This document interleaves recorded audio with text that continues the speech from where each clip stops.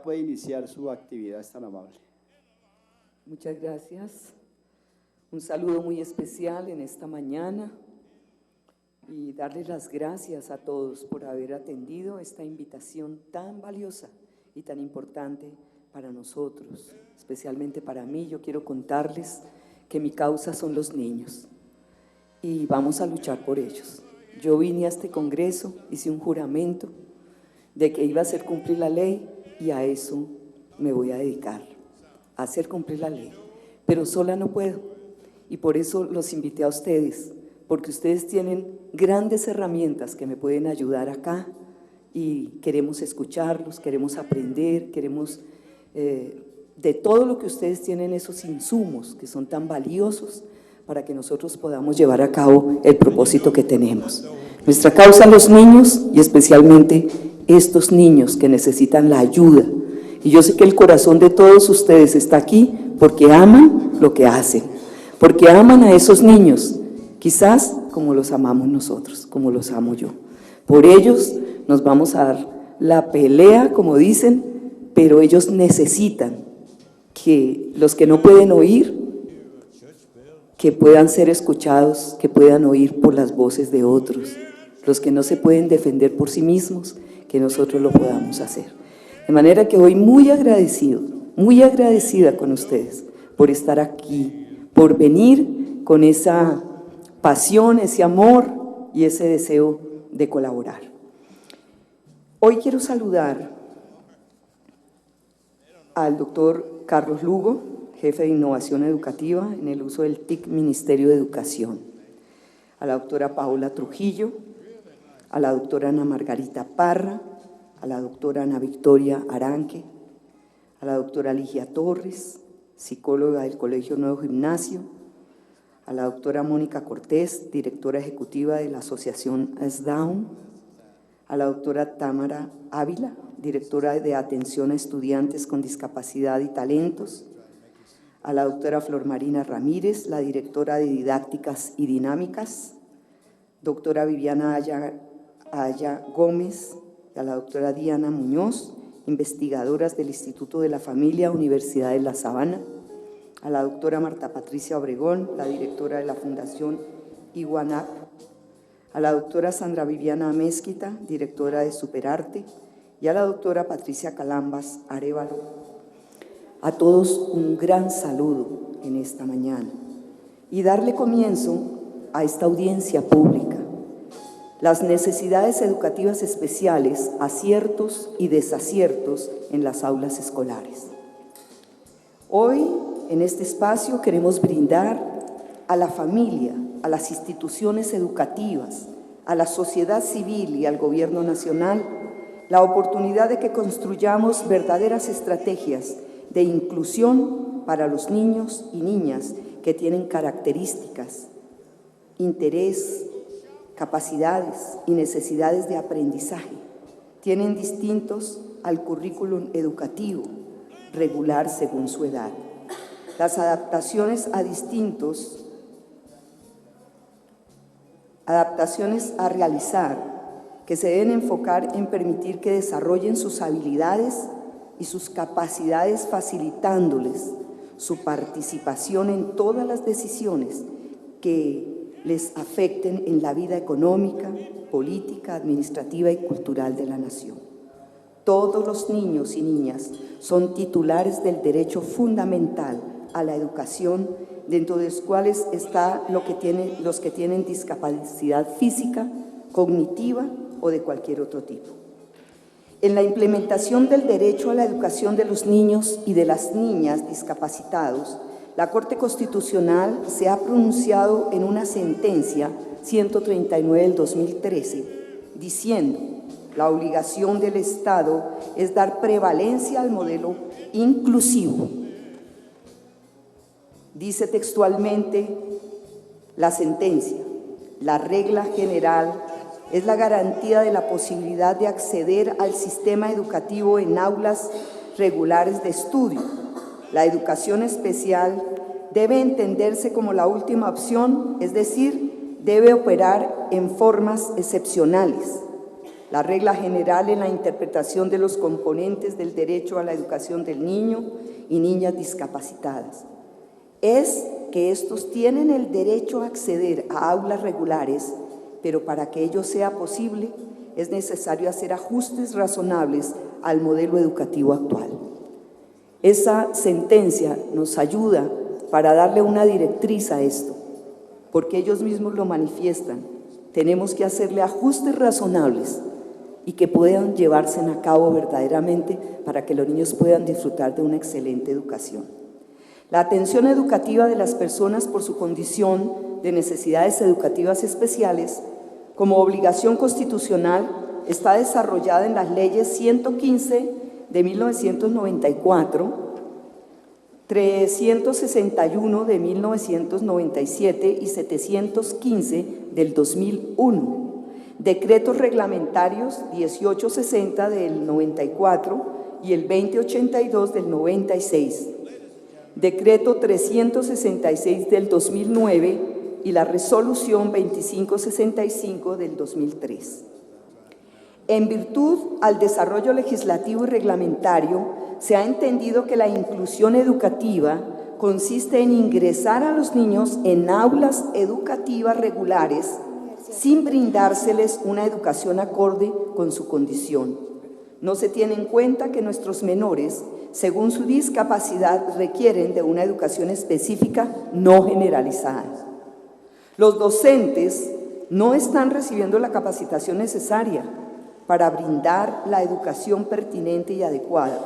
Esto es un compromiso del gobierno establecido en el decreto 366 del 2009, en donde se habla de la pertinencia, y esta pertinencia radica ¿en qué? En proporcionar los apoyos que cada individuo requiera para que sus derechos a la educación y a la participación social se desarrollen plenamente, pero la realidad es otra. Los apoyos no existen, esto sigue sin cumplirse. Según expertos, cada niño con trastornos generalizados en el aula equivale a tener 3 niños regulares. De ahí la importancia de equipar a los docentes para brindar una educación de calidad a todos los niños sin discriminación de cualquier tipo de trastorno. Todo esto es claramente demostrado por la Corte Constitucional, quien hace unos meses se pronunció frente al tema. Para el Tribunal Constitucional, la administración de Gustavo Petro dice, porque eso se hizo hace como 3 meses atrás, 4 meses, que aún estaba en mora de ocuparse de la formación integral de personas con problemas de aprendizaje. Yo no diría que aún está en mora, se quedó sin hacer esto. A él no le interesó para nada esta parte tan vital de los niños que necesitan tanta ayuda.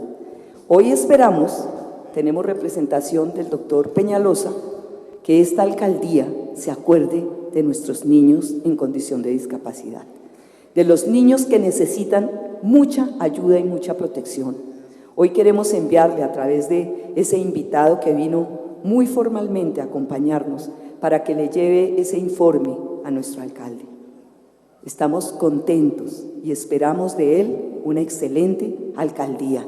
Todo Bogotá tiene esperanzas de que esta ciudad cambie, de que esta ciudad se vuelva de verdad una metrópolis algún día, porque esta ciudad es una ciudad que amamos, porque ha sido una ciudad que nos ha acogido a todos. Es una ciudad que la debemos cuidar todos, pero si la cabeza andaba mal, pues obviamente que el cuerpo peor. Esperamos que ahora este nuevo gobierno que viene de alcaldía sea para todos nosotros benéfico y especialmente para todos estos proyectos que tenemos con respecto a nuestros niños. Los niños son los que más debemos proteger. Los niños tienen todos sus derechos vulnerados hoy en día y nosotros tenemos que levantarnos como defensores de ellos.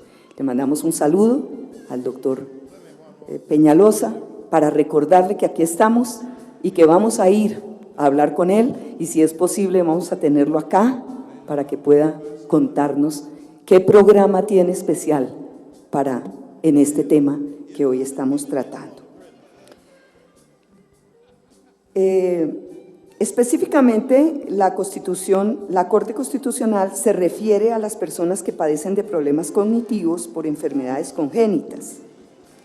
Una familia, que es un testimonio que tenemos hoy, una familia en Soacha, las autoridades le dijeron que no tenían cómo ofrecerle una educación especial.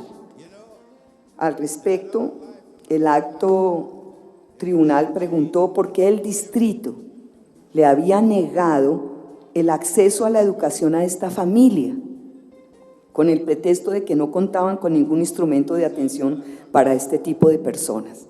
O sea, ni siquiera saben que hay normas y hay decretos que nos pueden ayudar y que ellos tienen obligación de cumplir. Eso es lo que queremos que cambie, que en los colegios a los niños se les dé el lugar y el respeto, la dignidad que ellos como personas tienen. Preguntas que surgen a través de todo esto que vemos y los testimonios que escuchamos, y esto es un pálido reflejo de lo que se vive. ¿Dónde están entonces las inclusiones educativas para estos niños? No las hay, ellos no las conocen y los niños son los perjudicados. No es permitir que los padres sean los que adecúen los espacios o permitir que sus hijos ingresen a un colegio para que estén en un rincón sin torpedear a los demás niños y les discriminen por tener un aprendizaje diferente. La inclusión implica luchar por conseguir un sistema de educación para todos, igual, el cual reconozca las dificultades y fortalezas de cada menor y permita que se desarrollen conforme a ello. Es eliminar las barreras para que el aprendizaje y la participación sean conforme a lo que establece nuestra Constitución Nacional en el artículo 67. Hoy sé que todos unidos, teniendo el mismo corazón, el mismo deseo, el mismo anhelo de ayudar, vamos a impulsar todo esto con la ayuda de todos. En la unidad está la fuerza. Y una sola golondrina, decía mi abuela, que no hacía verano, pero yo no estoy sola, yo sé que estoy acompañada por todos ustedes. Muchas gracias por estar aquí y le vamos a dar inicio entonces para que nos cuente sus grandes experiencias a la doctora Paola Trujillo, del Departamento de Fomento del Ministerio de Educación. Doctora, buenos días. Perdón, doctora, perdón. Vamos a tener como un orden porque hay varios expositores. Queremos darles 10 minutos, seamos muy breves, muy concisos y les estaremos avisando con una paleta que el tiempo ya se les… Porque yo sé que uno se para ahí y quiere hablar de todo y más esto que nos apasiona. Entonces a todos les vamos a, con todo respeto, queremos darles 10 minutos para que puedan exponer lo que nos traen. Gracias.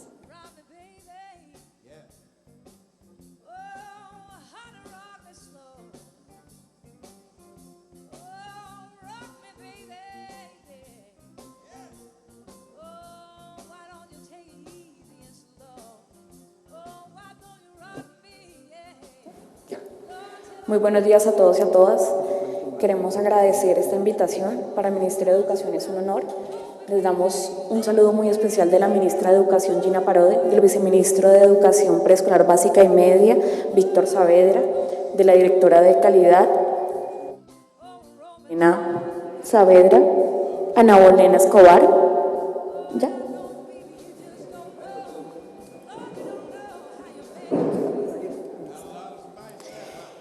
Para nosotros es muy importante desde el Ministerio de Educación Nacional garantizar educación de calidad para todos los niños, niñas y jóvenes y adultos de este país.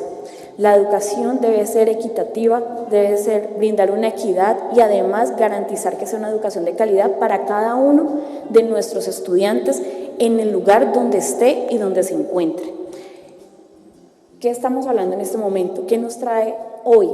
Es muy importante generar el derecho a la educación, el derecho de que todos nuestros niños, como nos decía nuestra representante, todos los niños de este país tengan este derecho a la educación, que la población que presenta barreras para el aprendizaje, para la participación, para su condición de discapacidad, con capacidades o talentos excepcionales, tenga todas las condiciones, estrategias, a través de sus maestros, a través de brindarles los materiales necesarios para que ellos puedan alcanzar todas las competencias que nosotros desde los referentes nacionales de calidad hemos propuesto para brindar una educación de calidad a cada uno de nuestros estudiantes, a cada uno de nuestros niños.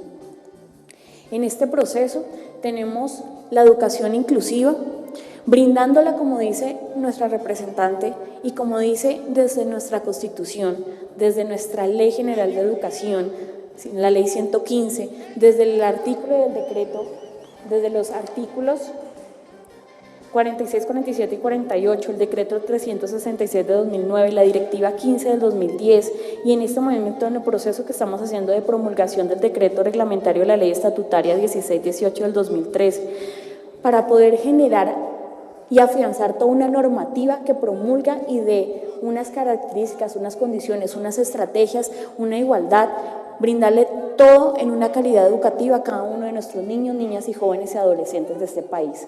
Independiente de su género, posición, política, ideología, visión del mundo, pertenencia a una comunidad o minoría lingüística, capacidades diferenciales, orientación sexual, credo religioso, lengua o cultura, asistentes a una institución educativa que le corresponde por un estatus de su edad, por un lugar de residencia, por sus pares con unas edades, que reciban los apoyos que requieren para poder mejorar y brindarles a cada uno en el momento de sus procesos de formación la calidad educativa, los procesos de aprendizaje y de enseñanza que necesitamos y que vamos a fortalecer en cada uno de nuestros maestros del país. En este enfoque diferencial vamos a trabajar también todo el principio de justicia y de equidad que caracteriza un Estado social de derecho, que caracteriza nuestro país, que caracteriza un reconocimiento de las particularidades de cada uno y los contextos de cada uno de nuestros ciudadanos, de cada uno de nuestros niños, y debemos desde el Ministerio de Educación y desde todos los entes gubernamentales garantizar estos procesos, garantizar esta participación a un modo de vida independiente de su etnia, de su sexo, identidad, orientación, de sus capacidades, del desplazamiento por el conflicto armado, de los desastres naturales, garantizarles una respuesta diferenciada para sus procesos de formación y aprendizaje. Con este proceso ya hoy, como nos comentaba nuestra representante, las personas con discapacidad, desde cada una de nuestras normativas que presentan una deficiencia física, mental, intelectual o sensorial a mediano o largo plazo, que presentan algunas barreras, incluyendo las actitudinales, que puedan impedir su participación plena y efectiva a la sociedad para generar una igualdad de condiciones. Nosotros desde el Ministerio vamos a presentarles 3 estrategias que estamos trabajando desde el punto de vista de diferentes dependencias o subdirecciones o direcciones del Ministerio. En este caso, desde la Dirección de Calidad del Viceministerio de Preescolar Básica y Media, desde la Subdirección de Fomento de Competencias y desde la Subdirección de Referentes y Evaluación, vamos a mostrar cómo estamos garantizando acciones para la formación de nuestros maestros, brindando lineamientos, estrategias, materiales que permitan brindar estas estrategias de fortalecimiento de los aprendizajes de nuestros niños, niñas y jóvenes. También nuestra compañera va a hablar sobre el acceso y la permanencia del servicio educativo y Carlos también nos va a facilitar el acceso a la educación de calidad a través de la tecnología en la educación, todas las estrategias que estamos haciendo de innovación educativa. Desde el punto de vista de las orientaciones para la educación inclusiva, nosotros hemos elaborado y divulgado a través de diferentes medios, tanto impresos como virtuales, las orientaciones pedagógicas para la atención a estudiantes con discapacidad cognitiva, motora, autismo, auditiva, visual, sordoceguera, las cuales se pueden encontrar en el portal de Colombia Aprende para que puedan tener acceso a cada uno de nuestros maestros o al asociado a la comunidad educativa.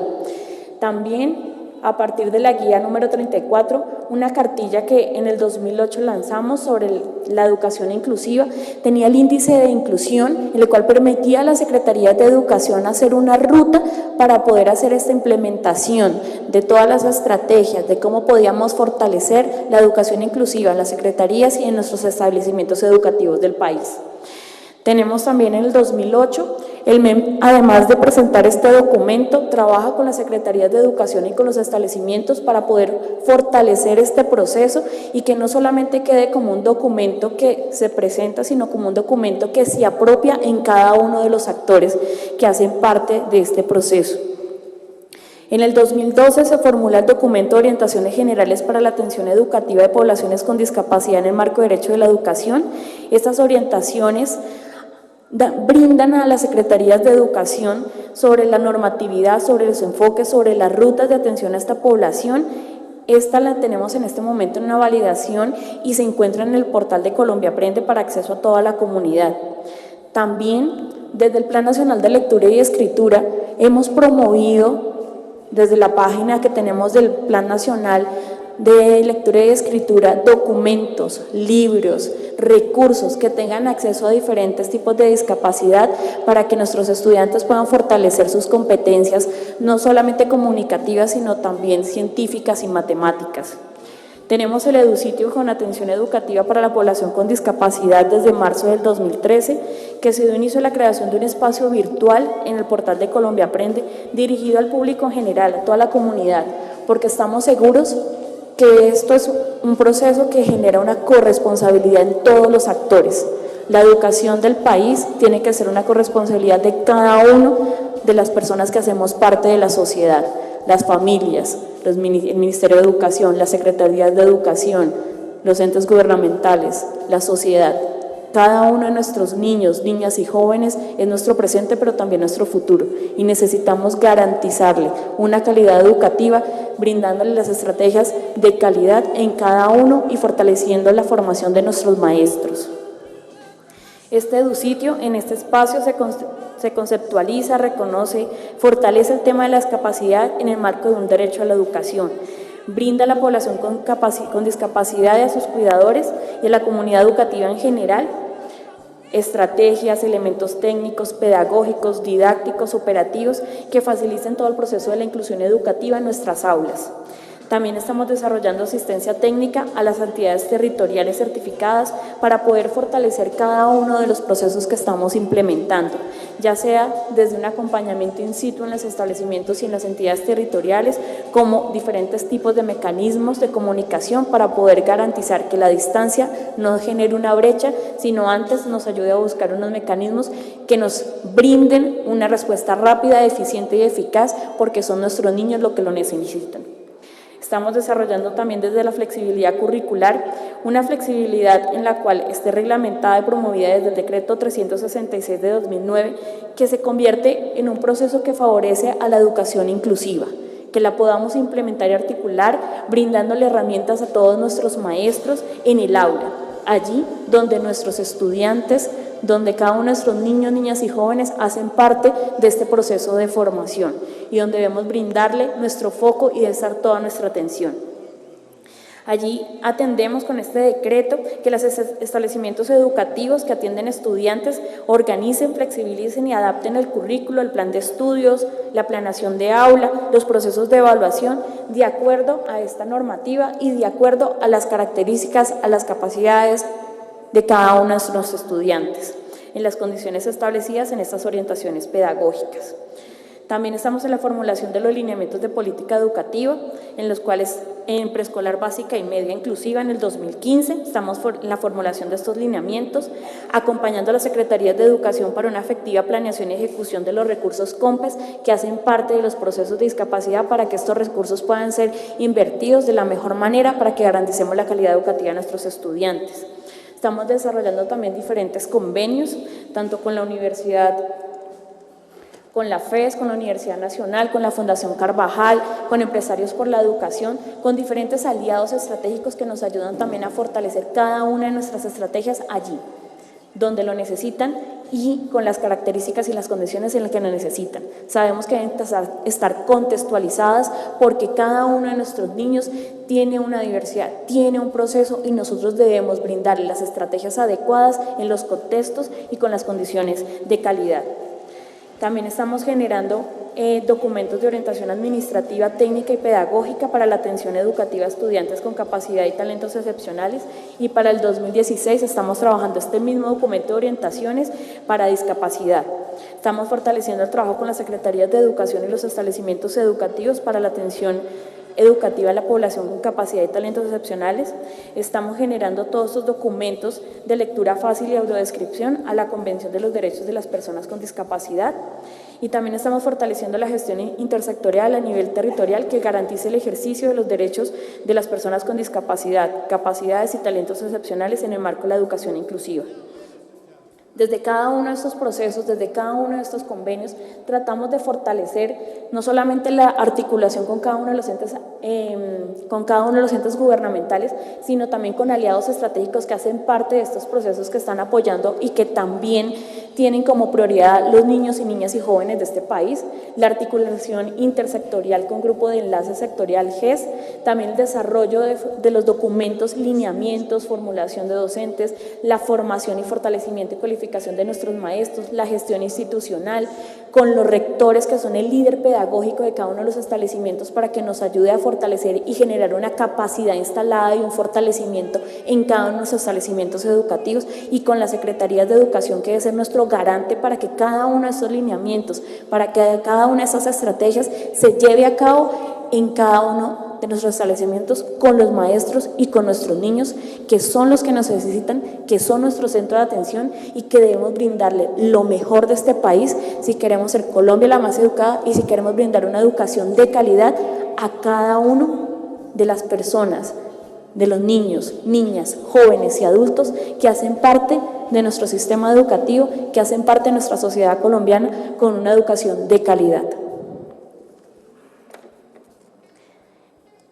Ana Margarita les va a comentar un poco ahora sobre todos los avances en acceso y cobertura.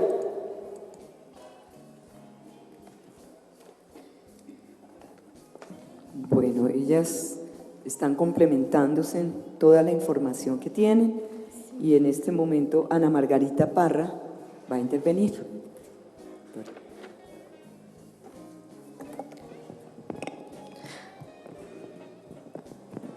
Bueno, buenos días a todos, a todas. Gracias por la invitación, doctora Esperanza. Para nosotros es un gusto desde el Ministerio de Educación Nacional poderles contar qué hemos hecho, en qué estamos y también qué nos falta por hacer, porque no todo está hecho, no está dicho, no está construido. Estamos en momentos muy importantes en los que estamos construyendo, además de las cosas que acabo de mencionar la doctora Paola, estamos en un momento de construcción, no tanto de construcción, sino de actualización. Sabemos que todos los documentos que se han construido del Ministerio no pueden quedarse ahí, sino que se deben revisar, mejorar y actualizar. Entonces tenemos muchos retos y básicamente desde la Subdirección de Permanencia a la que pertenezco en el Ministerio de Educación Nacional, se lideran varias acciones, ¿sí?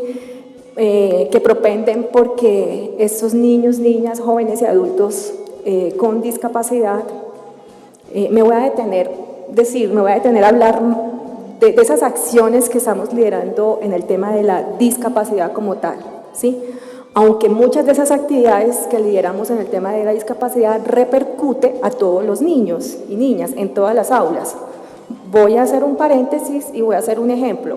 Cuando hablamos de formación a docentes, por ejemplo, y de transformar sus prácticas pedagógicas, el cómo enseña, las formas de motivar a sus estudiantes, podemos inicialmente pensarlo que es pensando en los niños con discapacidad, pero realmente esa formación a docentes para transformar sus prácticas pedagógicas va a repercutir a todos los niños y a todas las niñas independientemente de que tengan discapacidad o no, ¿sí? Entonces, esa es la visión y la óptica que tenemos desde el Ministerio de Educación Nacional, ¿sí? Para nosotros todos los niños, niñas merecen recibir una educación de calidad pertinente.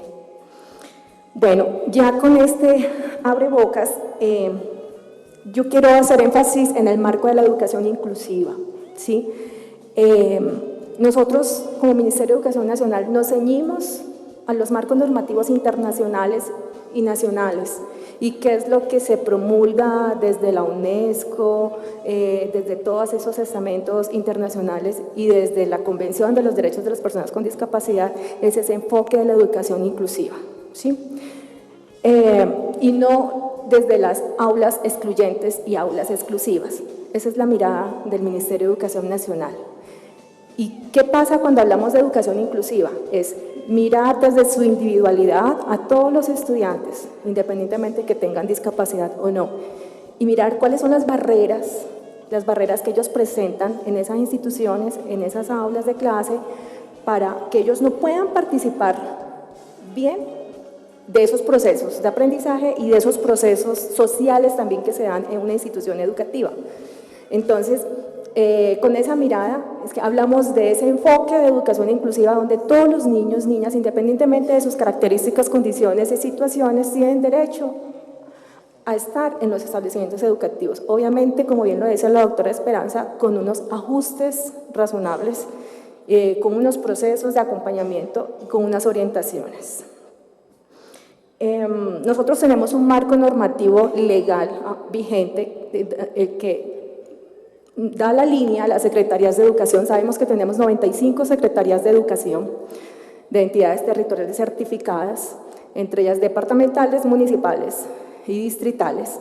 Y esas 95 secretarías de educación, en el marco de la autonomía y la descentralización, ellas les corresponde garantizar el derecho a la educación y garantizar todos los apoyos y recursos que se requieren para poderle garantizar el derecho a la educación a los niños. En ese marco de la descentralización administrativa que promulga la Ley 715 del 2001 y que también lo menciona el Decreto 366 del 2009, son a ellas quienes les corresponde garantizar esos apoyos pedagógicos y que ellos ingresen, permanezcan y se promocionen en el sistema educativo. Igualmente son a las secretarías de educación las que les corresponde articularse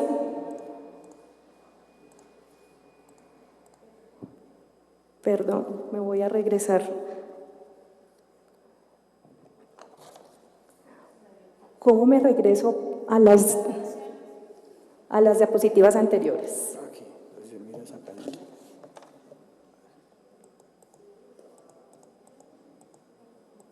¿Más? Sí, por favor. Más adelante. Bueno, más adelante. Déjala atrás.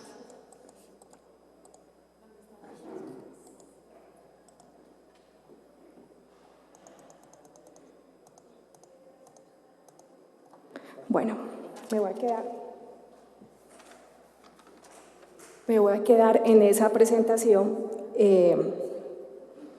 para decirles que desde el Ministerio de Educación Nacional, con el fin de garantizar el derecho a la educación a los estudiantes con discapacidad, anualmente se le asigna a las 95 secretarías de educación un recurso adicional para la atención educativa a los niños y niñas con discapacidad, esto en el marco de la educación inclusiva.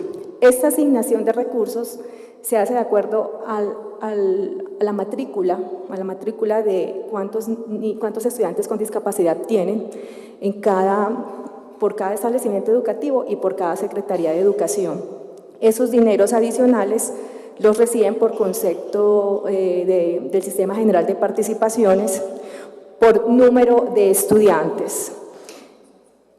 De acuerdo a ese reporte de estudiantes, se les envía anualmente el dinero a las secretarías de educación. ¿Y qué debe hacer cada secretaría de educación con esos dineros? Deben ejecutarlos de manera muy consciente, muy planeada, porque de acuerdo a las necesidades que hayan en esa Secretaría de Educación y de acuerdo al número de estudiantes con discapacidad, ellos deben proveer los apoyos. Ese dinero lo deben ejecutar en varias cosas, solamente en 4 cosas. Lo que tiene que ver con contratación del recurso humano de apoyo, a eso nos referimos con los profesionales de apoyo, los modelos lingüísticos, los intérpretes en lengua de señas, los especialistas en tiflología, bueno, en fin, el recurso humano de apoyo para que puedan acompañar los procesos de inclusión y también pueden ejecutar esos dineros en procesos de formación a sus docentes de acuerdo también a las discapacidades que más tienen en esa entidad territorial. De igual forma lo pueden hacer en suministro de dotación de materiales, que son recursos didácticos, o algún tipo de adecuación a la infraestructura. Solo en esas 4 acciones pueden utilizar los recursos adicionales que se envía para los estudiantes con discapacidad. En ese momento no tenemos la distribución de los recursos por entidad territorial, pero podemos hacerlo llegar a la doctora Esperanza. Esos recursos aquí están pues mencionados año a año. Desde el 2010 se están girando esos recursos a las secretarías de educación año a año, así como aumenta el número de matrícula de los estudiantes con discapacidad, también aumenta el recurso que se envía a las entidades territoriales. Son muchos miles de millones de pesos a las secretarías de educación que se envían. Pero en el marco tenemos una dificultad, ¿sí? Una dificultad en cuanto a estos dineros, y es la ejecución que hacen las secretarías de educación en el marco de la autonomía y la descentralización que ellas tienen. Entonces, si igual nosotros desde el Ministerio acompañamos, orientamos, ¿sí? Orientamos a las secretarías de educación de qué deben hacer, cómo lo deben hacer. Ellas son las que de manera autónoma tienen que definir cuándo, con quién y cómo lo tienen que hacer. Entonces, de pronto para muchos de ustedes no es extraño escuchar o saber que muchas secretarías de educación no ejecutan de pronto de manera eficiente u oportuna los dineros. Y obviamente es un esfuerzo que hace el Gobierno Nacional y el Ministerio de Educación Nacional para enviar esos dineros a las entidades territoriales. Entonces, en esa tarea en este año hemos estado en una tarea muy fuerte de estar, por decirlo así, muy encima de las secretarías de educación, preguntándoles qué pasó con los recursos de este año, en qué lo ejecutaron, pero igual nuestra tarea no corresponde a una Contraloría, ni a una Procuraduría, entonces nosotros no podemos ir más allá. Entonces sí, siempre les pedimos a la sociedad civil, a las madres, a las entidades, a las madres de familia, a las entidades que pregunten por esos dineros en las secretarías de educación, porque son dineros de los niños con discapacidad, ¿sí? Bueno, creo que me quedan 2 minutos y en esos 2 minutos solamente también, pues para decirles que estamos pensándonos más acciones, más proyectos, más convenios, y que contamos con 2 entidades adscritas al Ministerio de Educación Nacional como el INSI y el INSOR, quienes son entidades idóneas, quienes acompañan a las secretarías de educación también en esa organización de oferta educativa a la población con discapacidad y en esas orientaciones que también ellos dan, así como lo mencionaba la doctora Paola. Nosotros desarrollamos asistencias técnicas, viajamos, acompañamos, estamos con las secretarías de educación y con instituciones educativas. De igual forma lo hacen el Instituto Nacional para Ciegos y el Instituto Nacional para Sordos, y estamos desde el Ministerio de Educación prestos y abiertos a seguir construyendo, a seguir haciendo.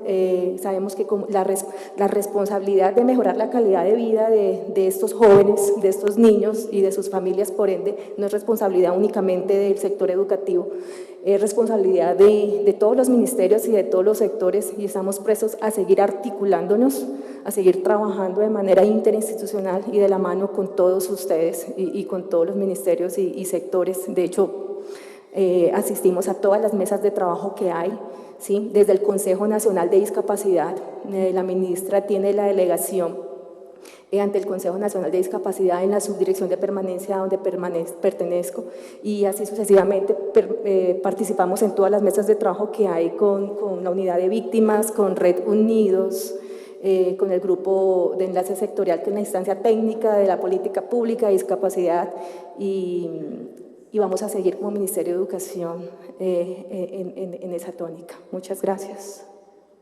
Doctora Margarita, gracias. A mí me surge una inquietud, porque las quejas de las personas son altas, que las secretarías no están llevando los recursos, y notemos que usted lo dijo, tienen una destinación específica, de manera que hay que hacer, de pronto ustedes no, pero nosotros sí podemos hacer un debate de control político respecto a esto, porque son los recursos de los niños.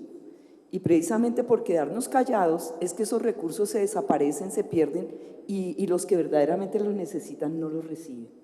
Entonces yo, ahorita que terminemos, yo quisiera que me diera unos datos aproximados, porque yo sé que usted los tiene, que es pues conocer las cuantías, claro, todo sí, esto, para que nosotros tengamos unos insumos y podamos hacer ese debate de control Tenemos político. los datos de los últimos años por cada una de las secretarías de educación, lo que han recibido para el tema de discapacidad y para el tema de capacidades y talentos excepcionales, que es otro recurso también que se está enviando a las secretarías de educación.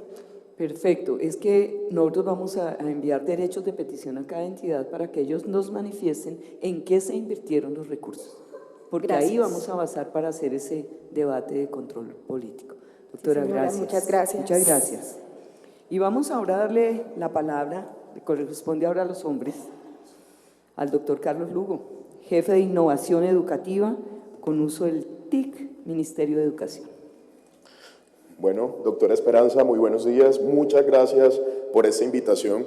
Debo decir que para mí, más que una audiencia, esto es un privilegio poder estar aquí y compartirles lo que estamos haciendo desde la Oficina de Innovación.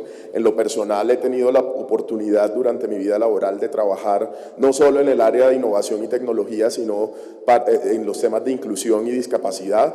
Coordiné el programa de SENA Incluyente cuando estuve trabajando en el SENA, y desde que llegué hace un año al Ministerio de Educación junto con la ministra Gina Parodi, nos dimos a la tarea de tomar acciones concretas, de desarrollar contenidos, plataformas y de volcar la tecnología hacia la inclusión. Y eso es lo que yo les quiero compartir el día de hoy. Bueno, voy a referirme a unas acciones muy concretas que tradicionalmente venimos desarrollando en la Oficina de Innovación Educativa. En primer lugar, nosotros tenemos una función de formación a partir de las nuevas tecnologías, a partir de la escuela virtual que tenemos en Colombia Aprende. Hemos hecho un trabajo muy fuerte a través de la formación en lengua de señas. Yo quiero mostrarles, pues aquí les estoy mostrando unos pantallazos de nuestro nuevo campus virtual, donde a partir de un curso de lengua de señas que administramos nosotros, por ejemplo, este año, entre mayo y noviembre, hemos formado 3.880 personas en lengua de señas. Es un curso que desarrollamos junto con el INSOR, que es nuestra institución adscrita al Instituto Nacional para Sordos. Esas han sido acciones concretas de este año 2015. Pero adicionalmente, a partir de EduSitios, que son páginas web y plataformas que diseñamos exclusivamente para los diferentes sectores de la educación, tenemos un par de páginas. Una es Cerrando Brechas, que es el sitio especializado para población con discapacidad intelectual y autismo en el marco de la educación inclusiva, donde tenemos materiales, cursos, formación en general. También tenemos otro sitio de atención educativa para personas con discapacidad y capacidades o talentos excepcionales. Entonces, un poco Cerrando Brechas es el primer sitio que invito a que nos ayuden a seguir construyéndolo, a mejorarlo cada día, porque es un medio de comunicación donde podemos nosotros también formar e informar a la comunidad educativa en general. Aquí tenemos estadísticas, por ejemplo, entre agosto y octubre tenemos 5.870 visitas en Cerrando Brechas y 26.200 en el sitio general de discapacidad. Quiere decir que son sitios web que son visitados en nuestro portal educativo. Algo muy importante también, acciones concretas que la ministra Gina Parodi casi que nos exigió el año pasado, recién llegó, era que este portal educativo Colombia Aprende, que tiene 15 millones de visitas al año, tenía que ser accesible y teníamos que adaptarlo tecnológicamente para personas en condición de discapacidad. No, tecnológicamente implica un trabajo muy largo, pero lo primero que hicimos y que tenemos en este momento y que este año pudimos ya poner en marcha es la adaptabilidad para personas con baja visión, ¿sí? Y es un portal que está pensado ya que se adapta a personas que tienen discapacidad visual. Y con el INSOR es un trabajo muy fuerte que hemos desarrollado en nuestro Centro de Innovación Educativa. Yo quiero aquí detenerme un poco, honorable representante y miembros de esta audiencia el día de hoy, porque yo debo confesar que nosotros hemos sido muy criticados en la Oficina de Innovación por parte de las editoriales y de las empresas de tecnología que muchas veces ven en la educación inclusiva y no inclusiva como un negocio, y donde los niveles de utilidad es muy alto, y eso nos ha impedido que nosotros podamos llevar material y contenido de calidad a todas las aulas de la educación oficial y también a las aulas donde hay personas con discapacidad. Entonces, una tarea que en el último año nosotros asumimos fue dedicar recursos públicos para desarrollar contenidos y plataformas de la más alta calidad que pudieran llegar a todos los niños y niñas de nuestro país. Y con la creación de los 5 centros de innovación educativa que hay en el país, aquí en el Palacio San Francisco hay uno, en Bogotá, también desarrollamos una línea para desarrollar plataformas y contenidos inclusivos para personas en condición de discapacidad. Empezamos con INSOR, hemos desarrollado ya 50 recursos digitales, 1.200 clips de video, un diccionario de 400 palabras en lenguaje de señas, 2 objetos virtuales de aprendizaje ya montados. Podemos consultarlo en esta página que pueden ver en la presentación, ciercentro.edu.co/INSOR. Ya pueden ir viendo los recursos que hemos desarrollado, los diccionarios y todos los materiales de alta calidad que el Ministerio de Educación va a disponer para todas las aulas, para todo el sector educativo colombiano. Aquí les muestro imágenes de lo que hemos hecho. Pero una decisión, además, que tomamos en este último año y que me parece muy pertinente resaltar en esos cortos minutos, es que de esos 5 centros de innovación que hay en el país, tomamos la decisión de destinar uno exclusivamente para el trabajo y desarrollo permanente en acciones de inclusión a partir de la tecnología. Y se trata del Centro de Innovación Educativa Regional Norte, que se encuentra ubicado en la ciudad de Cartagena. Debo decir que estos centros de innovación tienen detrás 15 universidades, 5 de ellas son operadoras: la Universidad Nacional de Colombia, la Universidad Tecnológica de Bolívar, la Universidad de Cartagena, la Universidad Pontificia Bolivariana, la Universidad del Valle y la Universidad de los Llanos operan en este momento nuestros centros de innovación, y dentro del portafolio especializado del Centro de Innovación Norte, o CIER Norte, hemos definido un portafolio dedicado exclusivamente a la inclusión. Y cuando hablo de inclusión para la discapacidad visual, para la discapacidad intelectual, para la discapacidad auditiva, y también para otro tipo de poblaciones como la población indígena, que requiere también materiales en su dialecto, en su lenguaje. Por lo tanto, ha sido importante para el Ministerio de Educación generar inclusión desde distintos frentes. Nosotros hemos desarrollado varios proyectos. En la Feria del Libro este año presentamos el desarrollo y publicación de una página de web accesible y con características inclusivas para distintas discapacidades.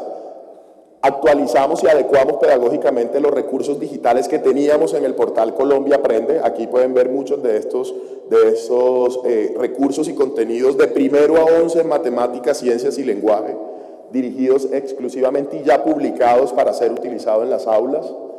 Y algo importante en cuanto a la formación. Nosotros tenemos una labor, una misión en la Oficina de Innovación Educativa, que lo hacemos solos y también acompañados con nuestro programa Computadores para Educar, que es el programa que tenemos en conjunto con el Ministerio de las TIC, y decidimos en nuestro Centro de Innovación crear un programa específico de innovación y tecnología para docentes con un enfoque inclusivo. Y nosotros tendremos a partir del 30 de diciembre de este año una nueva versión del programa de formación, que tradicionalmente era solo para los docentes que docente tradicional sin ningún enfoque de inclusión, lo hemos adaptado como un programa de formación para lograr inclusión a partir o con las diferentes discapacidades. Todo eso lo pueden encontrar en nuestras redes, todo eso lo pueden encontrar en nuestro portal educativo y pues el mensaje es uno y es claro.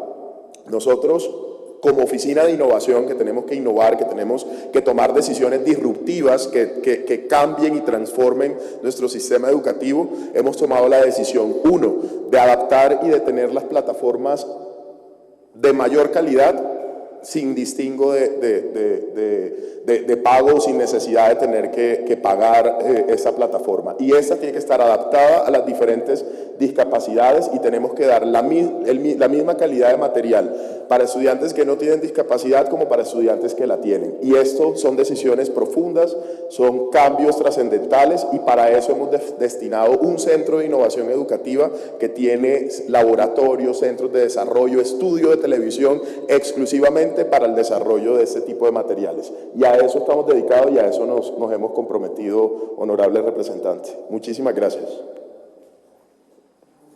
Muchas gracias, doctor. La verdad, ve uno como la pasión con la que están trabajando, la fuerza y el deseo que tienen del servicio. Voy a rogarles a los del Ministerio de Educación que están con nosotros que no se vayan, porque así como nosotros los escuchamos y yo sé que muchos esta información ni la sabían. Y esto es lo que debemos como empezar a hacer, la informática, porque hay cosas muy buenas, pero no las estamos poniendo porque no las sabíamos. Hoy nos estamos enterando, yo lo sé, estoy segura de eso.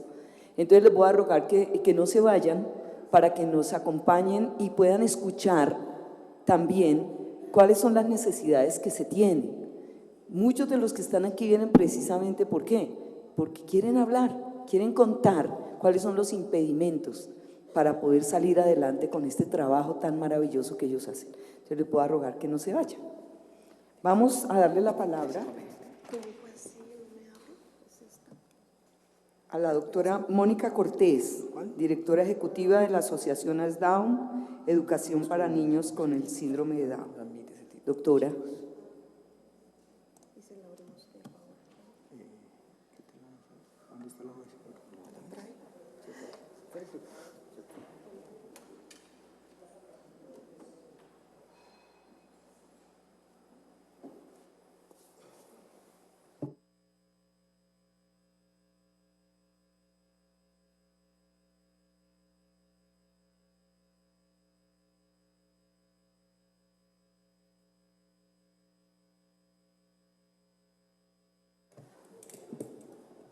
La vez pasada lo pusiste allí mejor.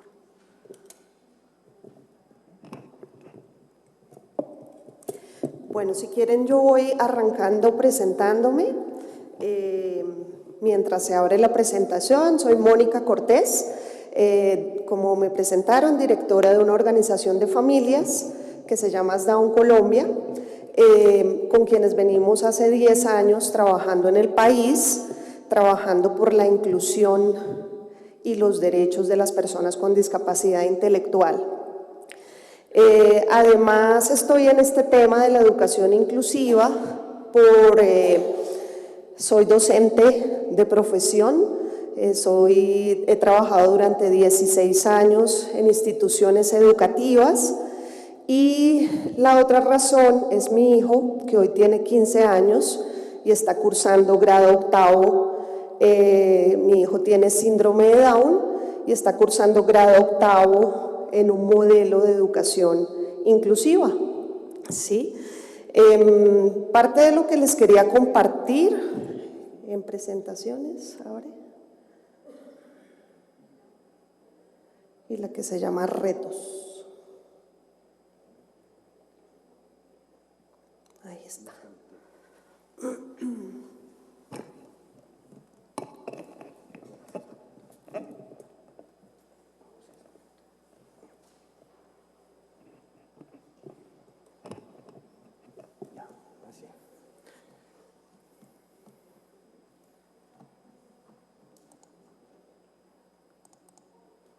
Listo. Muchas gracias.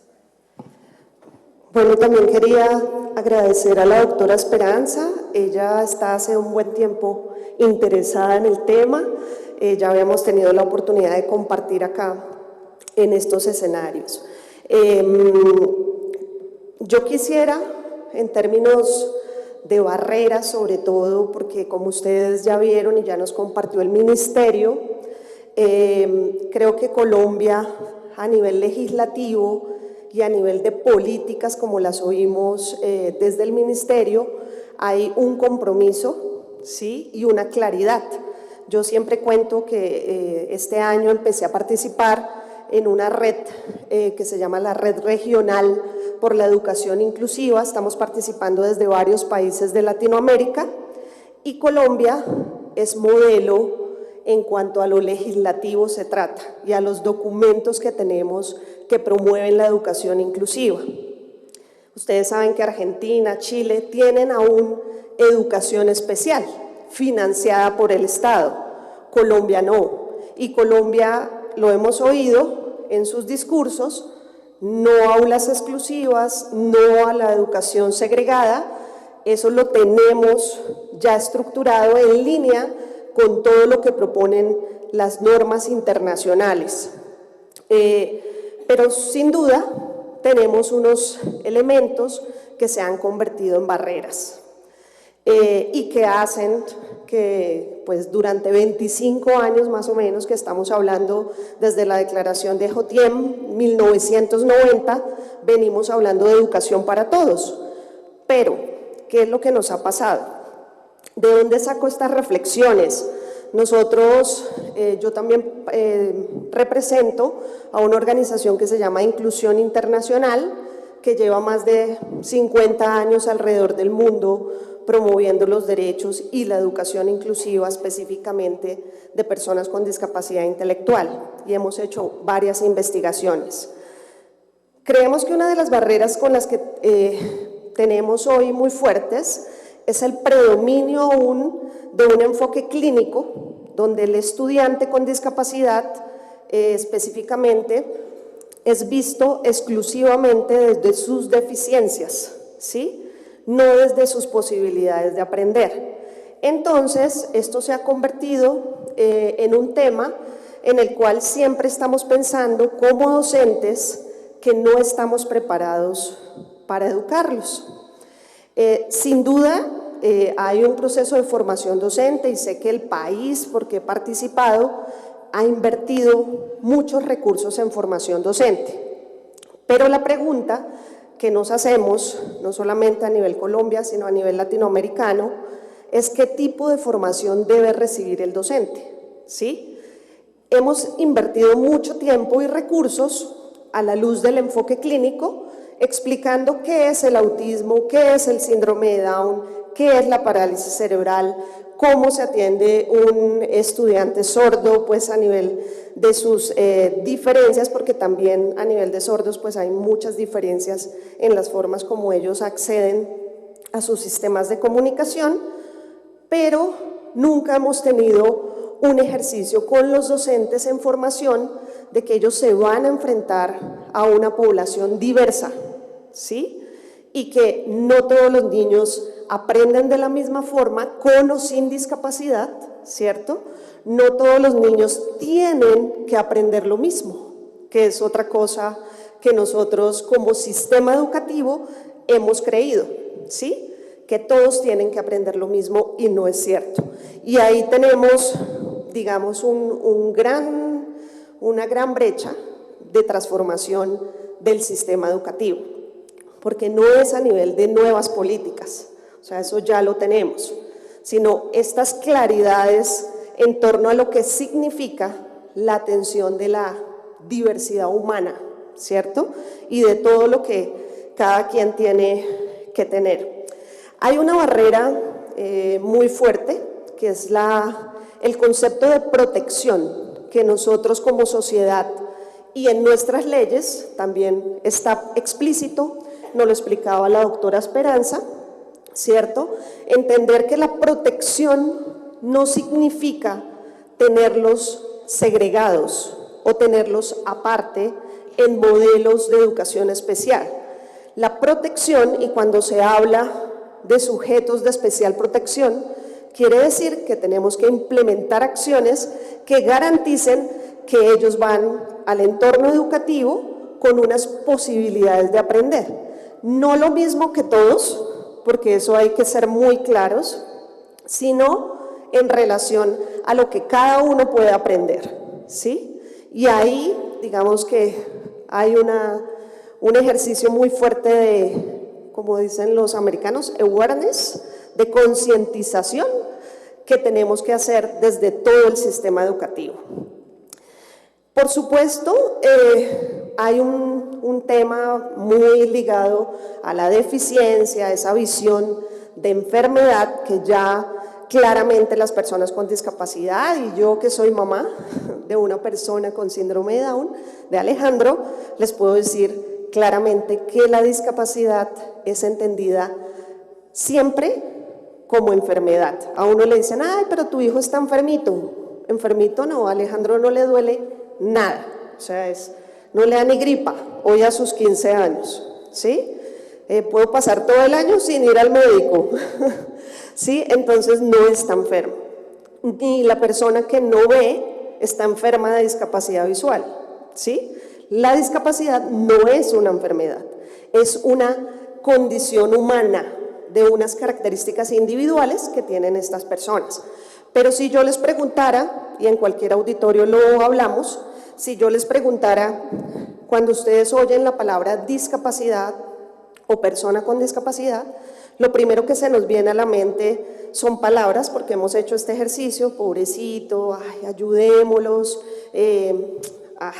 ¿cómo hacemos? A las mamás nos dicen, ay, pobre tú, uy, no ves que tú sí eres muy valiente, ¿cierto? Llevar adelante ese proceso con tu hijo, mejor dicho, siempre lo ven como un tema excepcional en términos de lo que uno, o de lo que es en sí la persona.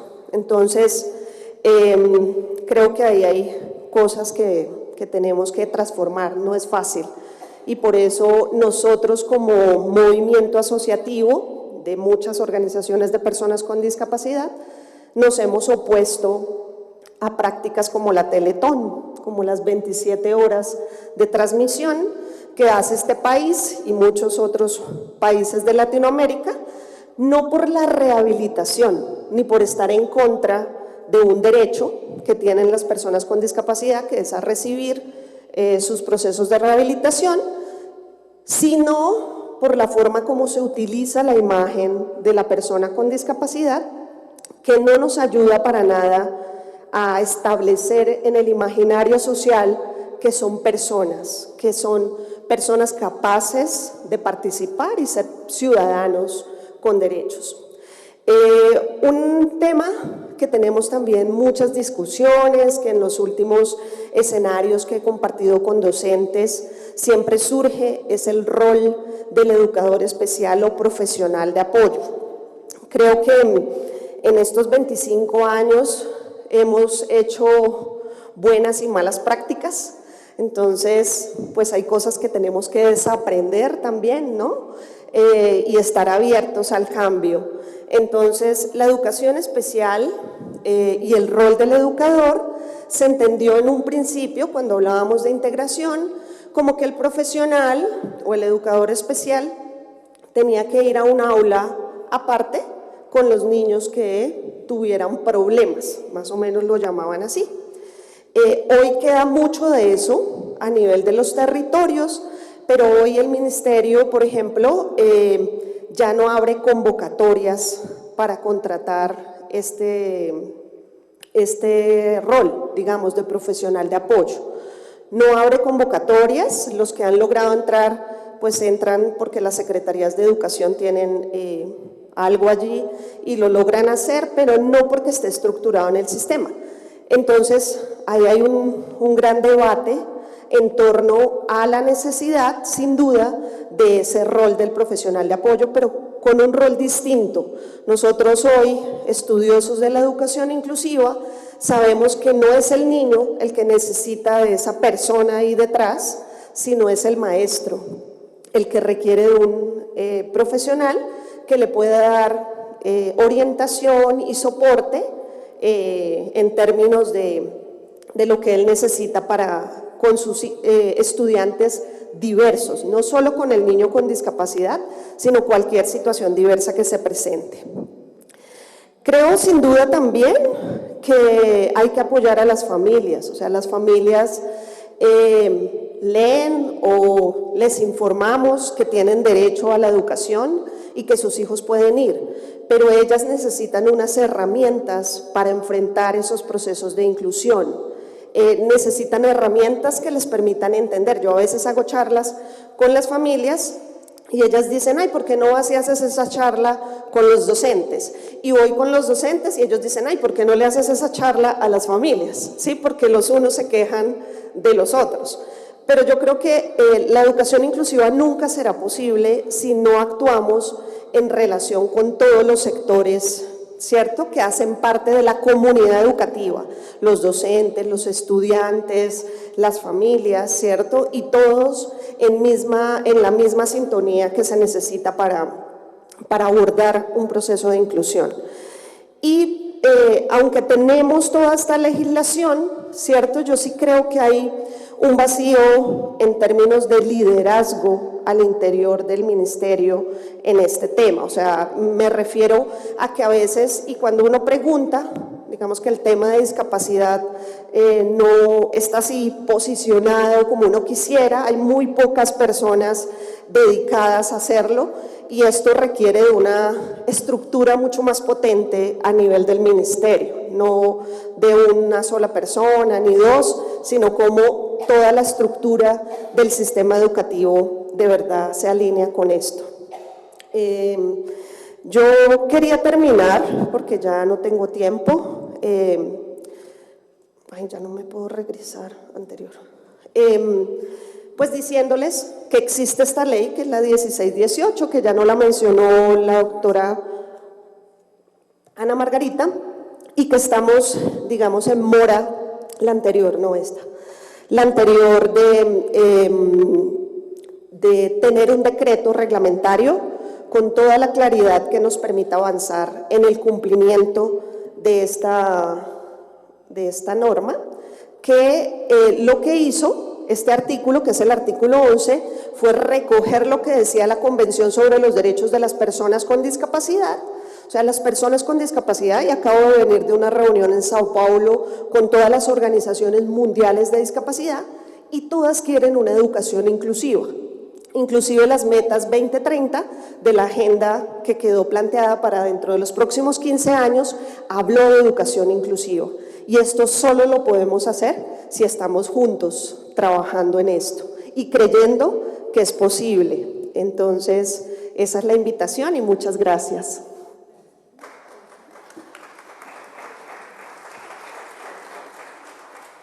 Bueno, doctora, muchísimas gracias.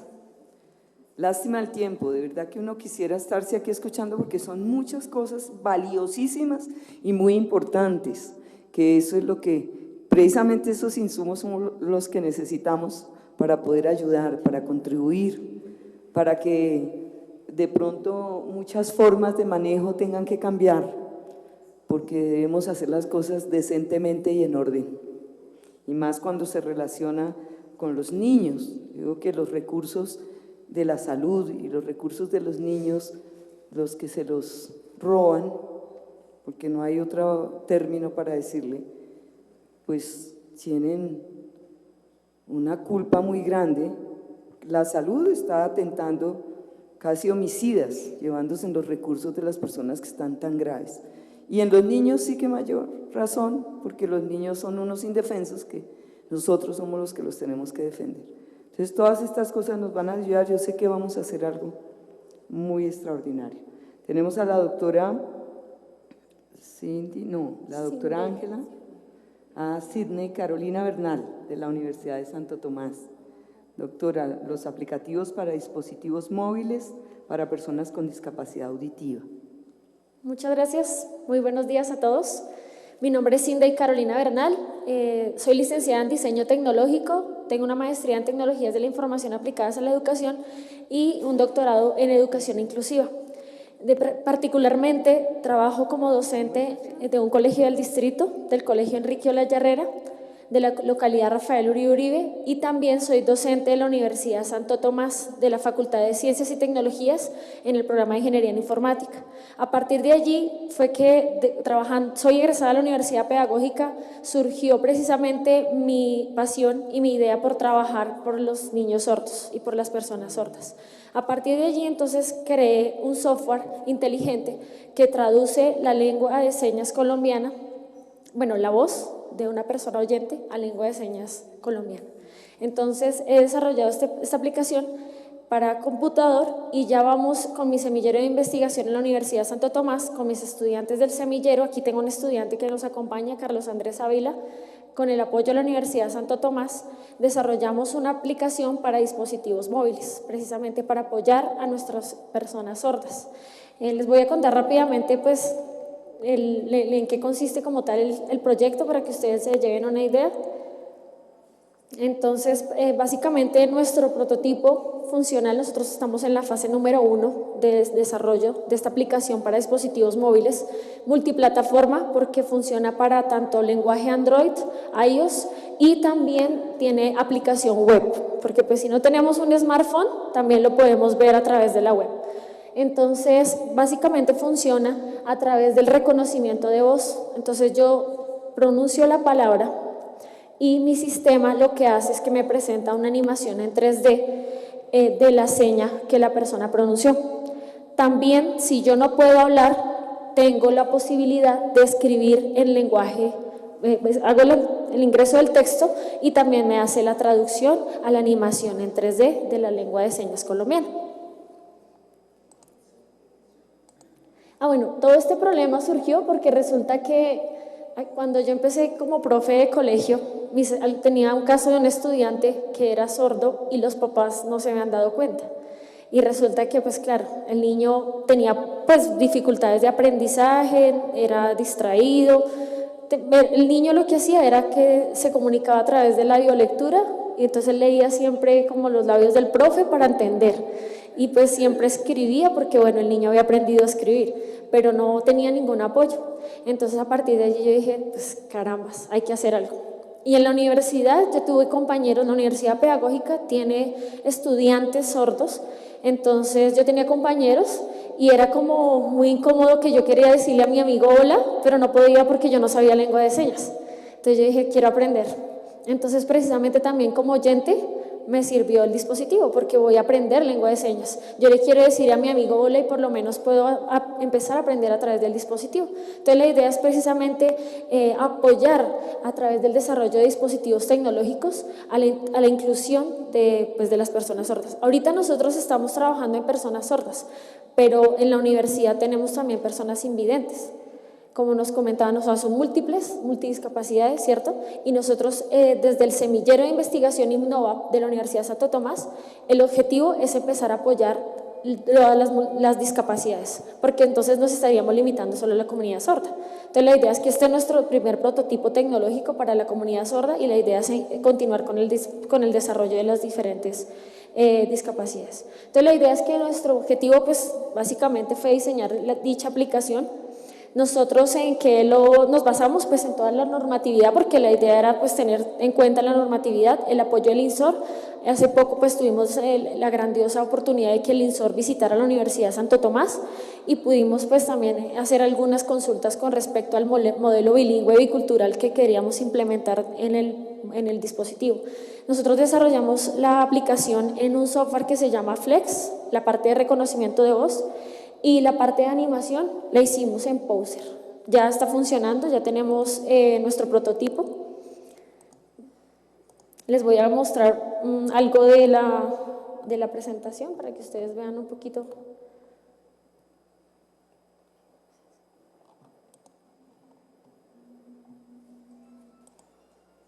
¿Cómo hago para minimizar? Aquí ya. Pues por tiempos, ¿no?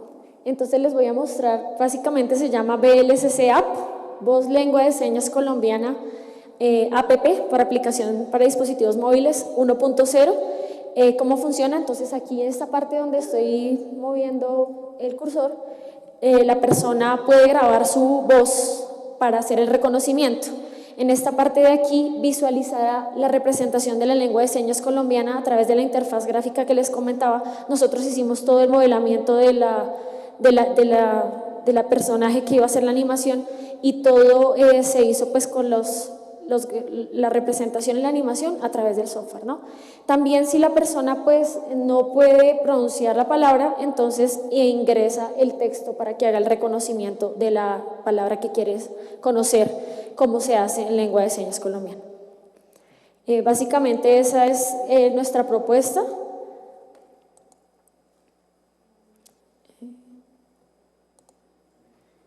Y pues la idea es que nosotros estamos buscando pues todo, bueno, y tenemos, gracias a Dios, tenemos el apoyo de la Universidad Santo Tomás para todo este trabajo. En este momento y hoy precisamente uno de los estudiantes del Semillero de Investigación está presentando en Ecuador, en el Congreso de EduTech, nuestro proyecto, porque la idea es empezar a presentarlo, fortalecerlo. Esta es la primera fase, pero nosotros tenemos muchas proyecciones. Además, en la Universidad Santo Tomás tenemos la Vicerrectoría de Universidad Abierta y a Distancia, entonces tenemos educación a distancia y tenemos estudiantes sordos y estudiantes invidentes. Y las aulas de nosotros, nuestro objetivo con este semillero y con este proyecto es diseñar aulas virtuales inclusivas para todas las carreras que estamos diseñando. Entonces es el proyecto que vamos a iniciar ya para el 2016 y 2017, empezar a apoyar el diseño de aulas inclusivas para multidiscapacidad.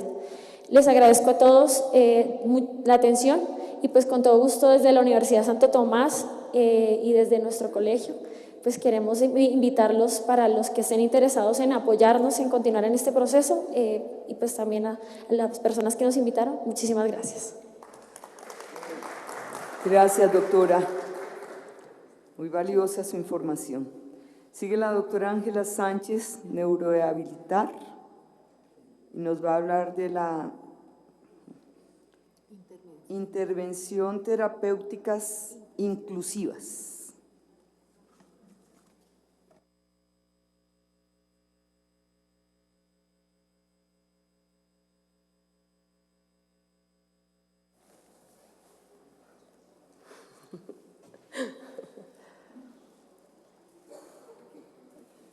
Buenos días a todos.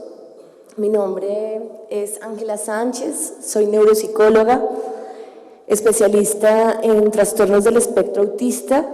Mi mayor fuerte son los comportamientos alterados extremos, a esos chicos y chicas que en ningún lugar son bien recibidos, porque en algunos de los espacios pueden presentar movimientos extraños, en algunos casos hacen autoagresiones y en otros más interesantes hacen agresiones.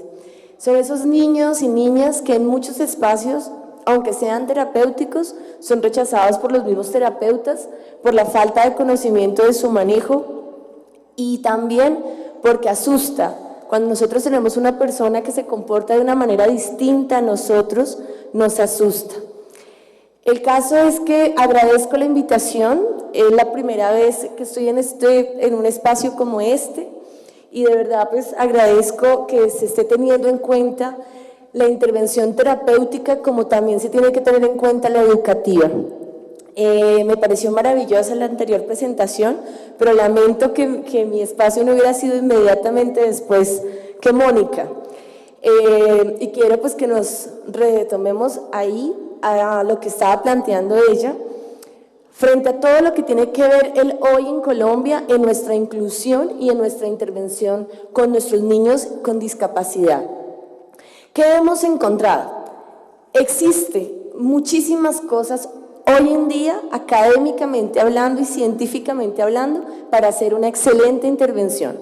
Colombia es uno de los países que ha sido representado muchas veces por Neurorehabilitar en congresos internacionales y contamos cosas como que nosotros tenemos convenios solo Bogotá con 157 colegios donde tenemos niños incluidos con comportamientos extremos que jamás hubieran podido ser posible si no hubiera sido por la intervención y la unión entre la educación y la salud. A lo que voy con esto es que se ha venido separando la educación, los recursos, de lo cual habla la doctora, los recursos de educación y los recursos de salud. Y lamentablemente con el protocolo que nace en el 2014, en diciembre, que pasa por encima de todas las personas que estuvimos trabajando durante un año en el protocolo de autismo, en el Ministerio de Salud aparece un protocolo, para los que algunos lo conocen, donde hacen comentarios extremos y además bastante mal, como decir que un acompañante terapéutico no es conveniente para un niño con autismo. Dicen que equinoterapia, o sea, los caballos, no es conveniente para una persona con autismo. Dice que la musicoterapia no es conveniente para niños con autismo. Y después de que veníamos siendo excelentes representantes de la discapacidad a nivel mundial, hoy estamos siendo una vergüenza con este protocolo. ¿Por qué esto? Por lo mismo que hablaba la doctora Esperanza, por un tema de recursos y por un tema administrativo, lejos de la realidad científica de la discapacidad. Mi invitación, y lo que más me interesa estar acá parada, es hablar sobre la importancia de la unión que debe existir entre una intervención terapéutica desde la salud y la salud mental con una intervención comportamental dentro de un aula regular. Esto es súper importante porque algo que se tiene muy claro y nació, digamos, en las jornadas de actualización de autismo que pasaron hace 15 días, de las cosas más importantes que nacieron, ¿sí?, de esta reunión, es que el aula escolar regular es el espacio y el contexto natural mejor para la rehabilitación de cualquier niño con cualquier tipo de discapacidad. En mi caso hablo de la rehabilitación cognitiva comportamental para personas con autismo. Y ha sido exitoso el trabajo porque tenemos que partir de algo muy interesante, que son las neuronas espejo y el patrón sano del comportamiento. Cuando yo estoy al lado de un niño que se comporta de una manera sana, yo empiezo también a modelar este comportamiento porque eso es lo que yo observo. Algo que hemos observado y que ha sido maravilloso es ver la importancia o lo importante que ha sido para los otros niños regulares estar con niños con discapacidad dentro de su misma aula. Es un mito pensar en que los niños regulares van a tener características de estos otros niños. Eso es ridículo. Al contrario, lo que hemos observado es que los niños empiezan a trabajar de una mejor manera en equipo, aprenden a trabajar desde la diferencia, que es muy importante. Todos nosotros somos distintos y todos trabajamos de manera distinta. Entonces, trabajar desde la diferencia pienso que es lo más interesante que hemos podido sacar de hacer esta inclusión en aulas regulares. El segundo punto que quiero tratar específicamente es la importancia de la sensibilización que hay que hacerle al maestro. El maestro necesita formación, por supuesto, pero necesita ser más sensibilizado que formado. El maestro tiene miedo, el maestro no es que no quiera, tiene miedo y necesita ser sensibilizado y necesita que él sepa la importancia que le haría a ese niño, el bien que le haría a ese niño recibirlo en su aula de una buena manera, no porque toca, no porque una ley lo diga, sino porque yo como maestro he decidido educar y trascender dentro de mi oficio de educador, ser un verdadero maestro. Y eso significa enseñarle al que no puede aprender, porque tan fácil que es enseñarle al que sabe aprender. Lo interesante y lo apasionante es enseñarle al que no puede, ¿sí? Pero acá lo lindo de todo es que existía antes del protocolo la posibilidad que con la unión con el Ministerio de Salud, lo que hacíamos era que las EPS daban los acompañantes terapéuticos para que los niños pudieran estar en un colegio regular cuando tenían comportamientos extremos y que fueran imposibles de incluir. Lamentablemente hoy, 7 de las más importantes EPS, basados en ese protocolo, retiraron los acompañantes terapéuticos, lo cual ha sido terrible para el proceso de inclusión. ¿Por qué? Porque los colegios dicen, si no vienen con alguien, nosotros no los podemos recibir. Uno, porque no sabemos qué hacer. y dos, porque realmente el comportamiento del niño, si no está regulado, en el caso de estos chiquitos, pues realmente es difícil para un docente. Tengo, digamos, 25 niños, ¿cierto? Y tengo un niño que además se autoagrede y que está mirando un papelito, pues va a ser para él muy difícil poder lograr su comportamiento y captar su atención. Por último, y para terminar, los resultados que hemos visto, que es lo más lindo de esto, es nuestros niños sí se gradúan de un colegio, sí pueden ir a la universidad. Tenemos niños que hoy en día, o jóvenes que hoy en día son músicos, son chefs. Tengo un niño que un joven que está estudiando química en la Universidad Nacional. Todo esto y otras cantidades.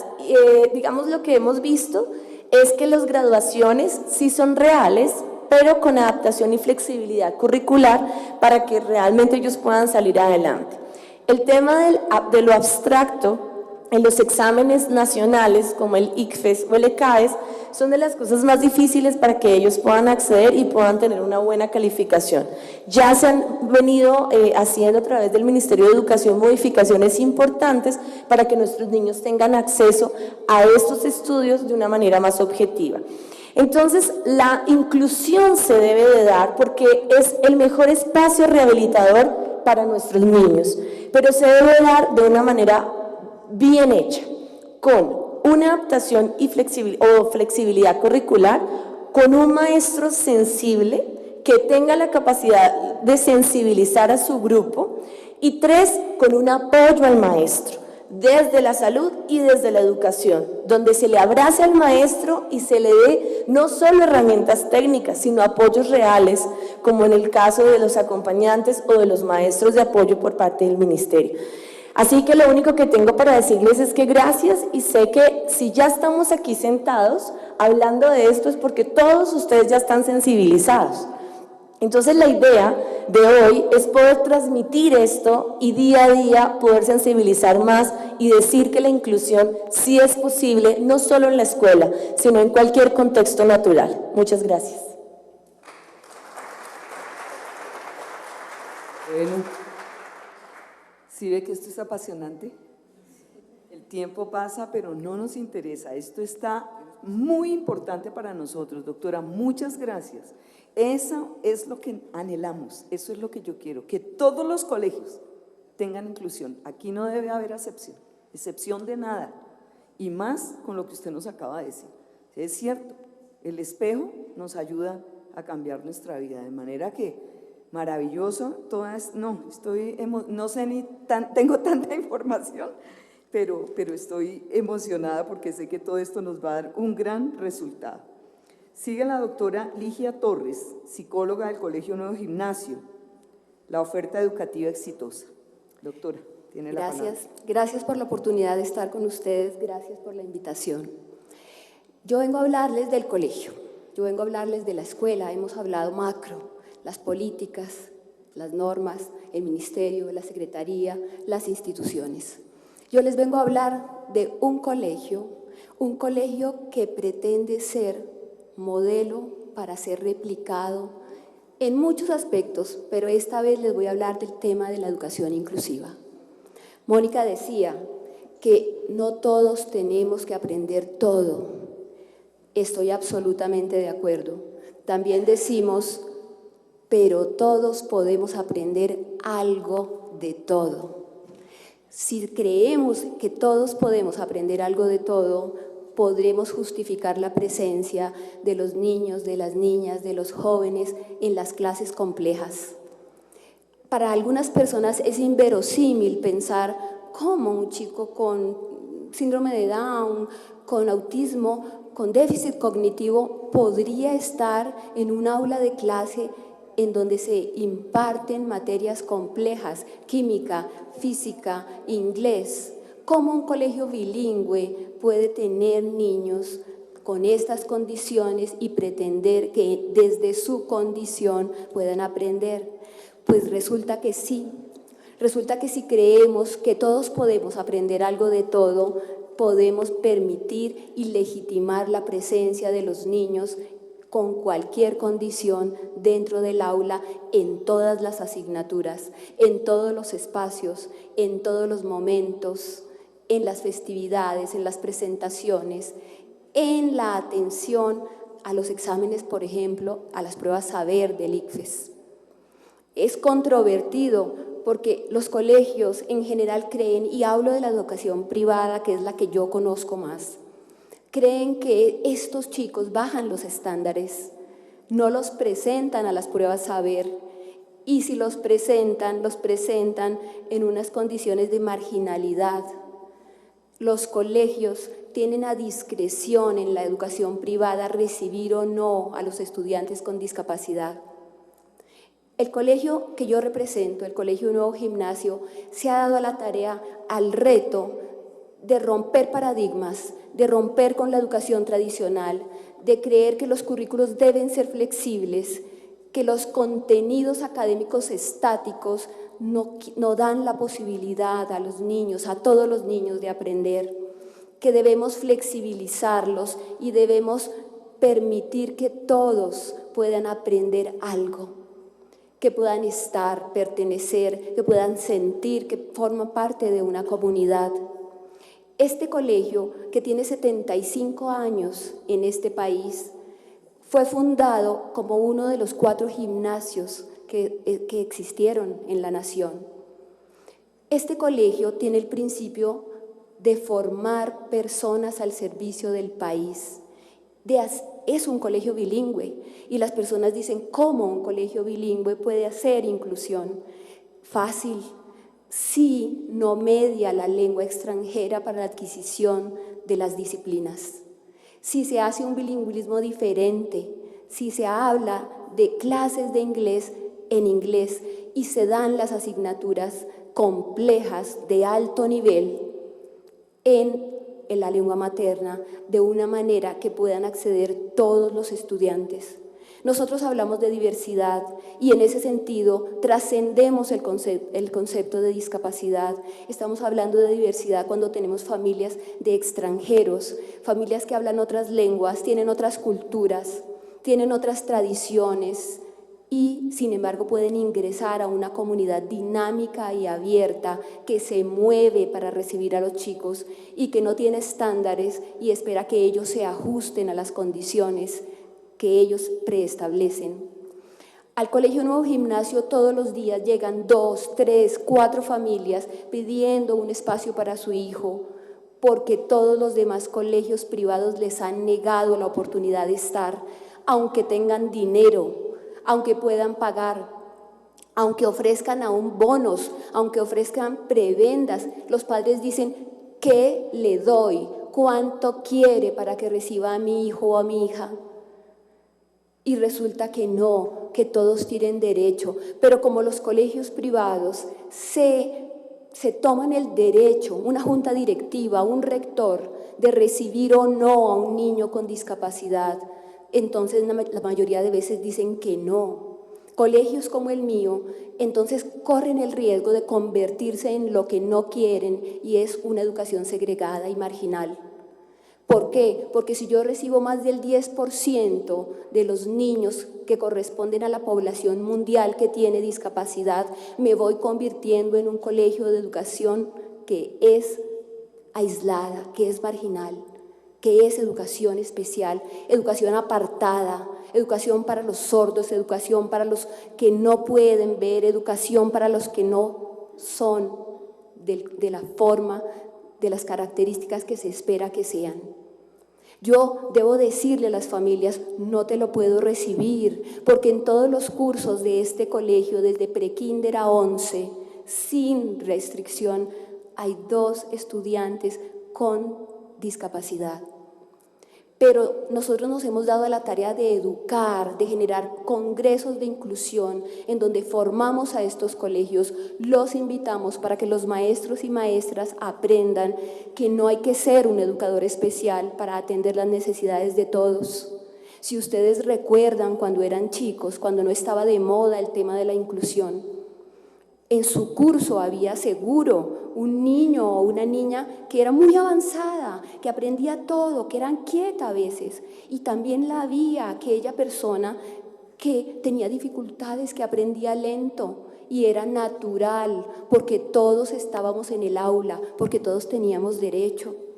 Ahora nos especializamos, trabajamos para los estándares, para la revista Dinero, para hacer los 100 mejores primeros colegios, para poder subir las pensiones. Y nos olvidamos que tenemos que garantizar el derecho de todos y todas las niñas y los niños y los jóvenes a educarse con calidad. Sí está a discreción de un rector decirle no a una familia.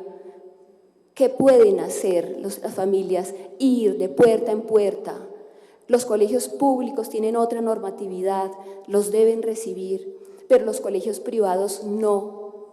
Y están dejando la tarea a los pocos que hemos abierto la puerta a las ideas inclusivas y nos vemos en la tarea dolorosísima de ver deambular las familias golpeando puertas, buscando un lugar legítimo para sus hijos. Todos podemos aprender algo de todo, todos podemos enseñarle a otros algo. Los niños regulares se benefician con la presencia de los niños con discapacidad, con los niños con talentos excepcionales, porque también ven y aprenden de humanidad, de equidad, de solidaridad, de generosidad, aprenden a ser mejores seres humanos. Este colegio pretende ser un laboratorio de pedagogía.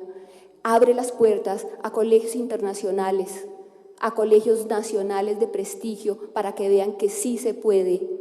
Este colegio tiene un nivel alto a nivel académico, un nivel de bilingüismo que los habilita a estudiar en el exterior sin ningún tipo de flexibilización.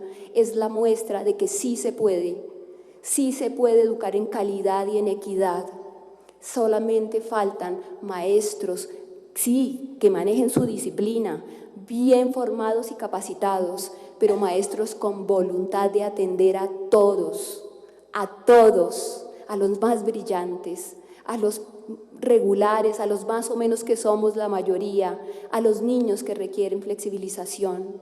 Los currículos que trabajan por contenidos no pueden hacer inclusión, porque un currículo pétreo que no se puede mover va a desechar y va a llevar al fracaso a estos estudiantes y van a perder los años y van a resultar frustrados, dañados emocionalmente, además de estar en desventaja ya de hecho.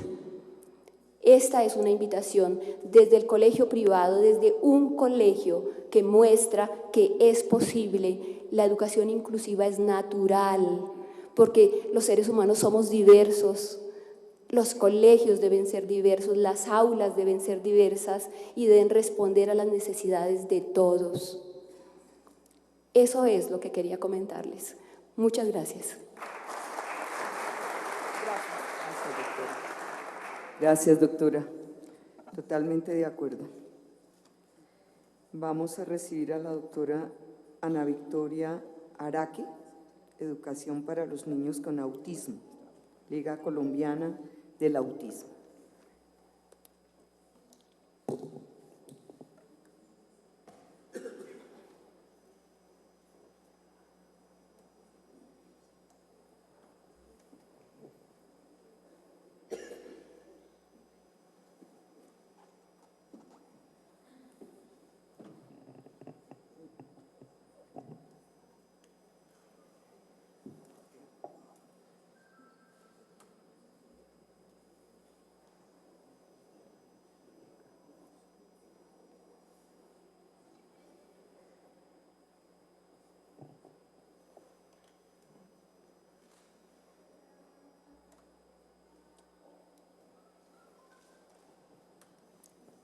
Bueno, voy iniciando. Buenos días. Mi nombre es Ana Victoria Araque, yo soy docente, soy inicialmente madre de un chico con autismo de 18 años, este año se gradúa de 11. Soy también docente de un colegio distrital, llevo 25 años en educación en el estado, 7 de los cuales estuve en el aula exclusiva para escolares con autismo. Y me parece que hablar de inclusión educativa siempre es apasionante, más cuando ya uno está dentro de la misma situación como docente, como padre y acompañando a su hijo.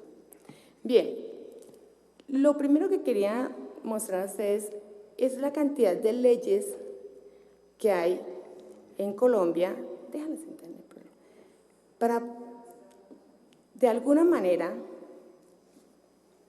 garantizar el acceso a la educación de las personas con discapacidad. Tenemos una cantidad de leyes y decretos y resoluciones, y en todas ellas encontramos los derechos a los cuales tienen nuestros hijos. ¿Por qué peleamos los padres por el derecho a la educación? Bien, pues porque la educación permite que ellos desarrollen los procesos fundamentales para ejercitar todos sus derechos en la sociedad. Es la puerta para la inclusión social. Por eso es tan importante que entren al proceso educativo y por eso lo peleamos con tanta energía. Pero ese proceso de ingresar al aula necesita de una serie de situaciones que, aunque aparecen escritas en la ley, porque si usted mira la ley de educación, dice allí: ningún estudiante será excluido, todos tienen derecho a la educación. Eso fue escrito hace unos años. Luego vienen los decretos reglamentarios del equipo de apoyo que van a las aulas, de la manera como se debe ingresar al sistema educativo, del currículo flexible, de la adaptación al currículo, etcétera, etcétera, etcétera. Todo está escrito. Viene luego la 16-18 que habla de el goce efectivo de los derechos, y entonces también escribimos allí que tenemos derecho a la educación, y todo está analizado y se vuelve a repetir, ¿no? Tenemos derecho a la educación, tenemos derecho a que nos respeten en nuestras diferencias, tenemos derecho a un lugar donde haya un equipo interdisciplinario, tenemos derecho a que los muchachos permanezcan y logren el desarrollo completo de sus habilidades, tenemos el derecho a todo esto. Pero cuando vamos a la realidad y usted va buscando un colegio de la mano de su hijo, siempre le dicen: ¿qué es lo que tiene? No, aquí no lo podemos atender. ¿Y entonces en qué quedó la ley? ¿Sí? En los documentos de Colombia Aprende, que ahorita mencionaban, hay una cantidad de artículos impresionantes, y PDF, están las cartillas, está todo está escrito. Allí dicen cómo debe ingresar un estudiante al CISMAT, cómo debe darse el proceso de integración, de inclusión, todo está escrito en la ley. Pero en la realidad nada está concreto, no ocurre. Hay algo que hace que la ley, aunque se escriba, no pase, no trascienda, y nuestros muchachos queden siempre por fuera, ¿sí? Bien, creo que se ha pensado en escribir, pero no en cómo llevar eso a la práctica, ¿sí? O sea, escribir otra ley, otro decreto, pues ¿para qué? Si los que están escritos no se están llevando a la práctica. El problema está en cómo llevo yo eso que está escrito a la realidad del aula, porque en el aula no se da la inclusión educativa. En el aula asiste el muchacho y se trata de hacer algún proceso, y si le va muy bien, logra permanecer. Si no, a los 2 meses, a los 3, a los 6 meses, se retira y vuelve a quedar excluido. En Bogotá existen por cada localidad existe el DILE, y en el DILE debía iniciarse el proceso de retomar el muchacho, es decir, se debe descentralizar esto. Es en el DILE donde debe estar el equipo de apoyo. Cada muchacho de la localidad debería ir a su DILE. Ese equipo de apoyo debería conocer todos los colegios de esa localidad, saber qué características tiene, hacer la evaluación pedagógica de ese muchacho, llevar la caracterización pedagógica de ese muchacho al colegio que le corresponde, que queda cerca de su casa, llevar a ese colegio todo el proceso y el acompañamiento que requiera. Es decir, yo llego con mi muchacho al DILE y le digo: este es mi muchacho, me le hacen la evaluación, lo atienden, hacen una caracterización, dicen perfectamente qué necesita este muchacho, si necesita un apoyo, si en ese colegio hay un apoyo, si no hay un apoyo, si necesita un cambio en la estructura, y luego se lleva al muchacho. No como se hace hoy en día, que se llega con el muchachito al colegio, se entrega al colegio sin ningún cambio y sin conocer las condiciones del colegio. Se tiene que hacer un proceso antes para asegurar que ese muchacho pueda estar allí y pueda permanecer allí. Ese proceso se tiene que descentralizar, se tiene que hacer claro y efectivo. Esas rutas de atención no existen. ¿Para qué seguimos escribiendo tantas leyes que no van a llegar a la realidad? Se siguen escribiendo y se siguen diciendo cosas que no se pueden llevar a la práctica. Por ejemplo, hay una ley que dice que solamente el 10% de estudiantes pueden tener, con discapacidad pueden estar dentro del aula. Mire usted lo curiosa que está escrita la ley. Si hay 30 estudiantes, el 10% serían 3. Pero si el maestro tiene 40 estudiantes, serían 4. Si tiene 50 estudiantes, serían 5.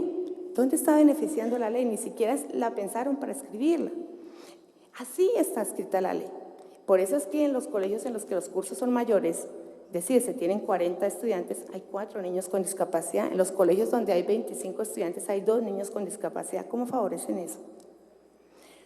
Sin embargo, pienso yo que para poder realizar ese proceso hay que mirar si funciona o no funciona. Si no funciona, habría que mirar qué se debe hacer. El cuento no es escribir leyes por escribirlas, es hacer que funcione. Todos los derechos están acá. Todo esto son leyes, decretos, resoluciones. Todas garantizan que mi hijo tenga acceso a la educación.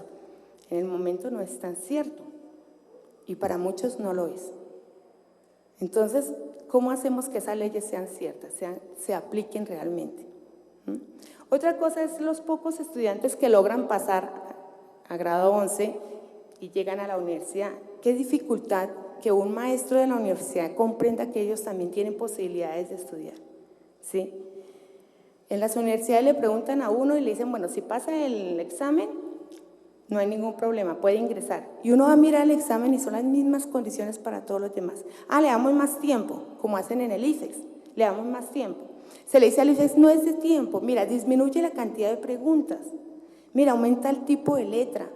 Mira, no. Si disminuimos la cantidad de preguntas, vienen entonces a generar un problema porque los otros están siendo evaluados sobre 150 preguntas y estos sobre 30. No, es una desventaja. Entonces, la idea de inclusión realmente no existe, ¿sí? O sea, la idea en las personas y en los estamentos políticos como tal no existe. No se lleva a la práctica. Existe para escribir, pero en la práctica no se lleva, no se hace realidad. Desde la Liga, lo que nosotros queremos inicialmente es que esas leyes, esos reglamentos que están escritos, cambien el contexto educativo, realmente lo cambien. No podemos seguir diciendo, vamos a mandar a los chicos allá, cuando no se toca el contexto educativo. ¿Cuántos estudiantes por maestro? ¿Colegios con 45 estudiantes y 4 incluidos? Si hay un muchacho que necesita un equipo de apoyo, que necesita mayor trabajo por la complejidad que tiene, tendría que tener un curso más pequeño, 10, 12, 15, 20 estudiantes. Eso es impensable para nuestro sistema educativo. 10 estudiantes por un maestro, la nómina sale muy alta. Cuestión de dinero frena todo eso. Y entonces, ¿cuánto se va a realizar ese proceso? ¿Un solo maestro para apoyar a un chico que tiene muchísima dificultad? No, la nómina no da para tanto. Por tanto, va simplemente al aula y la mamá y Dios que lo bendiga. Por favor, más leyes no necesitamos. Necesitamos es que en la práctica se realicen, se concreten y realmente cambien el contexto educativo y que se hagan realidad para nuestros hijos el derecho a la educación. Muchas gracias.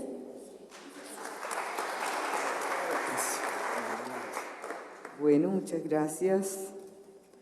La doctora Jennifer Villa, de la Universidad Pedagógica, con la formación de educadores especiales en el marco de la educación inclusiva.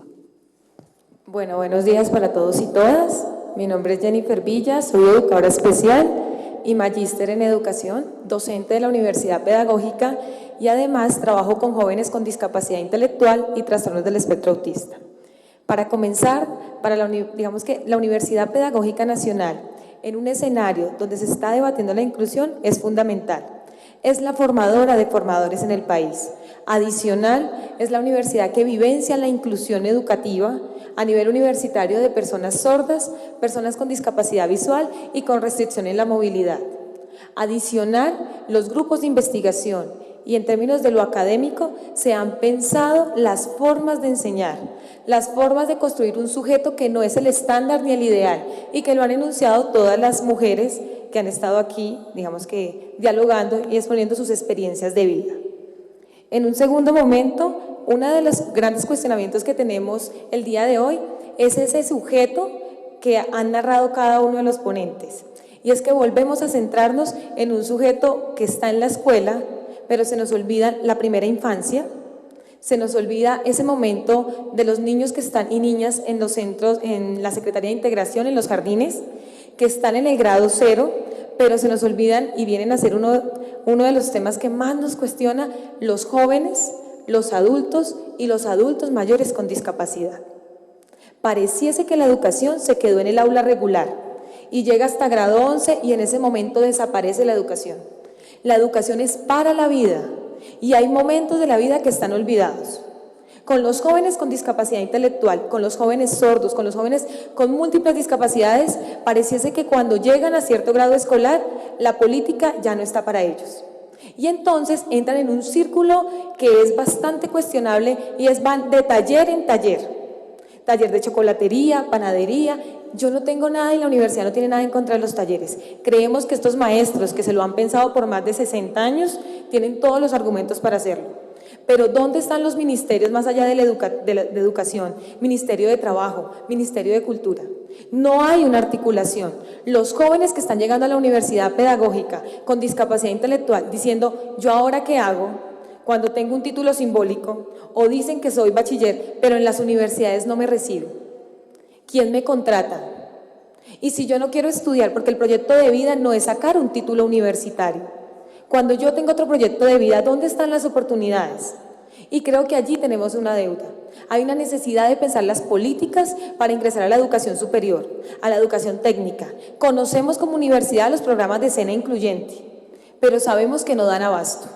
Sabemos que no puede ser que entren 25 estudiantes a cursos a la medida del SENA, mediados por la entidad privada, fundaciones específicamente. Y cuando no estoy con la fundación, o cuando esos cursos no dan respuesta a lo que yo quiero ser como sujeto, ¿dónde queda? Otro de los cuestionamientos que tenemos como universidad pedagógica está relacionado con el rol del educador especial. Digamos que lo colocaba en escena Mónica Cortés, pero nosotros hemos ido transformándonos a lo largo de los 40 años de historia que tenemos. Y sabemos que somos los docentes llamados a pensarnos las diferencias, pero tenemos clarísimo que el rol actual es un rol donde no hacemos lo que hace el docente que tiene la disciplina, sino que venimos a hacer apoyo.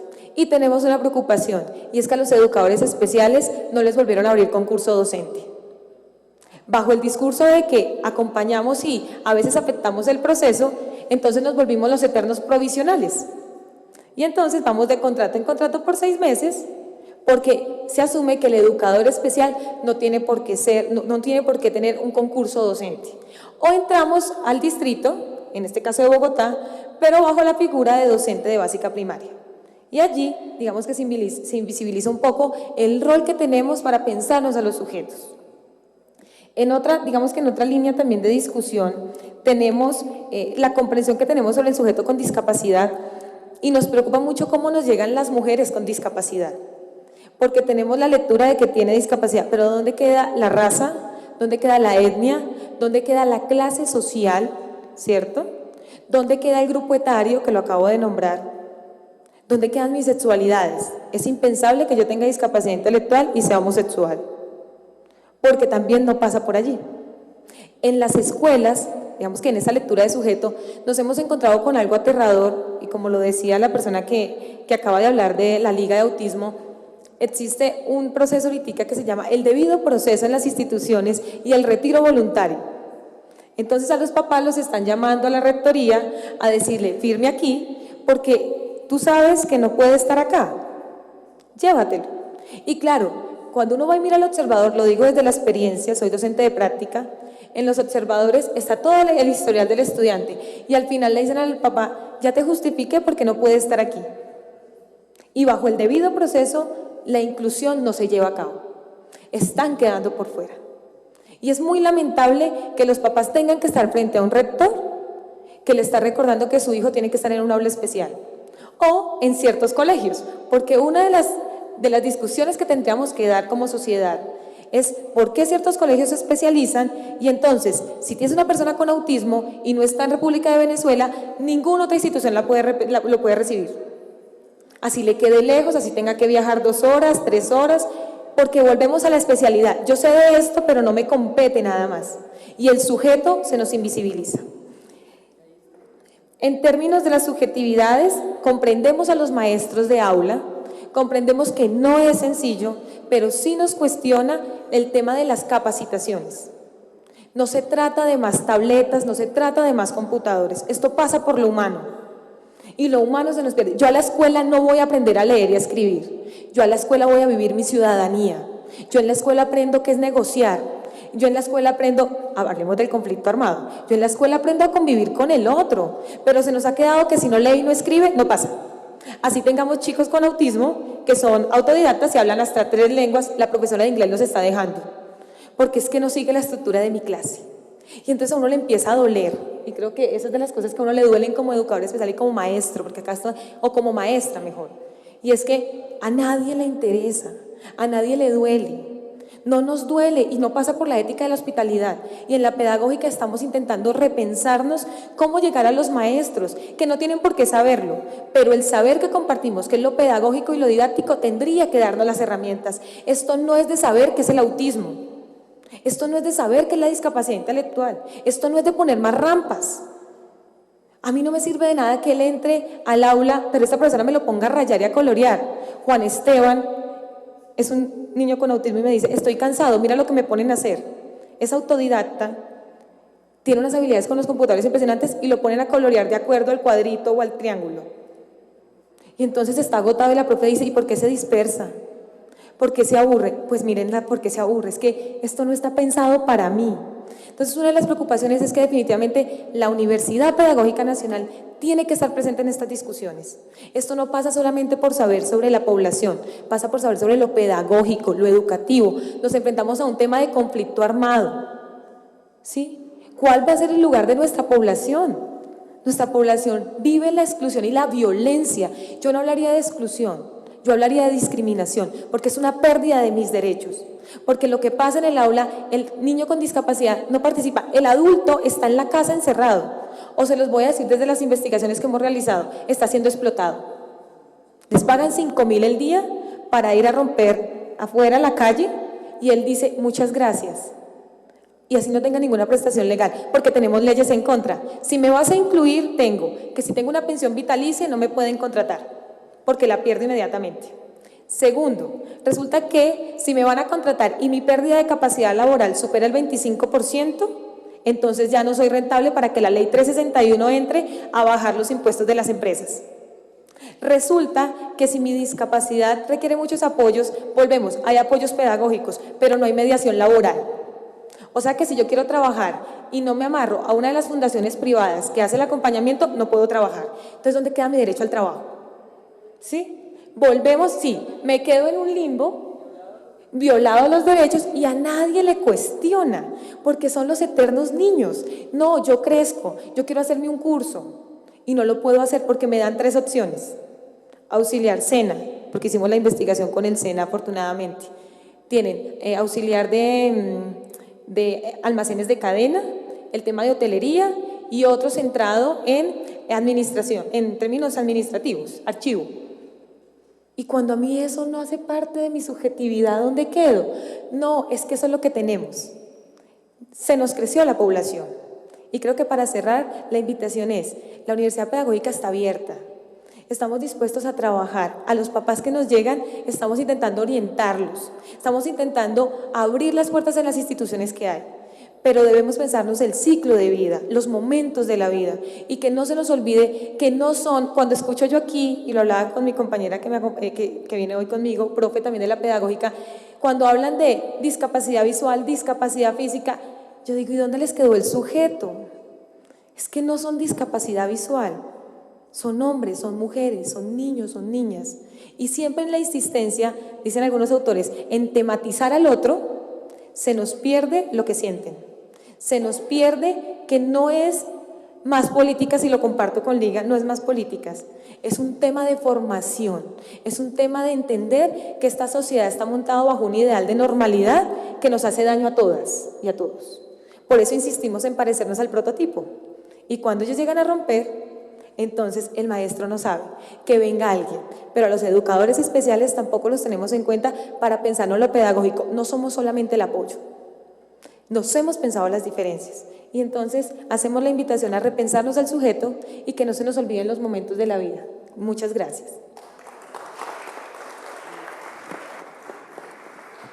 Muchas gracias, doctora. Definitivamente, esta sociedad ve a los maestros como ven a los niños, diferentes, sin derechos y sin futuro. Eso es así, pero precisamente esto que hoy, este ejercicio que estamos haciendo hoy es para que estas cosas empiecen a cambiar. Hay que abrir esa ventana y algo tiene que pasar. No somos ni 2 ni 3, somos una multitud, porque aquí nos faltaron muchas personas, pero el hecho de que estemos ya, todos los que estamos hoy, ya es el inicio de algo maravilloso que lo tenemos que lograr, lo vamos a llevar hasta las últimas consecuencias con muy buenos resultados. Tenemos a la doctora Viviana Aya Gómez, Instituto de la Familia, Universidad de La Sabana. Ella nos va a hablar de las necesidades educativas de familias de niños con discapacidad intelectual. También creo que la va a acompañar la doctora Diana Muñoz. ¿Van a hablar las dos? Listo.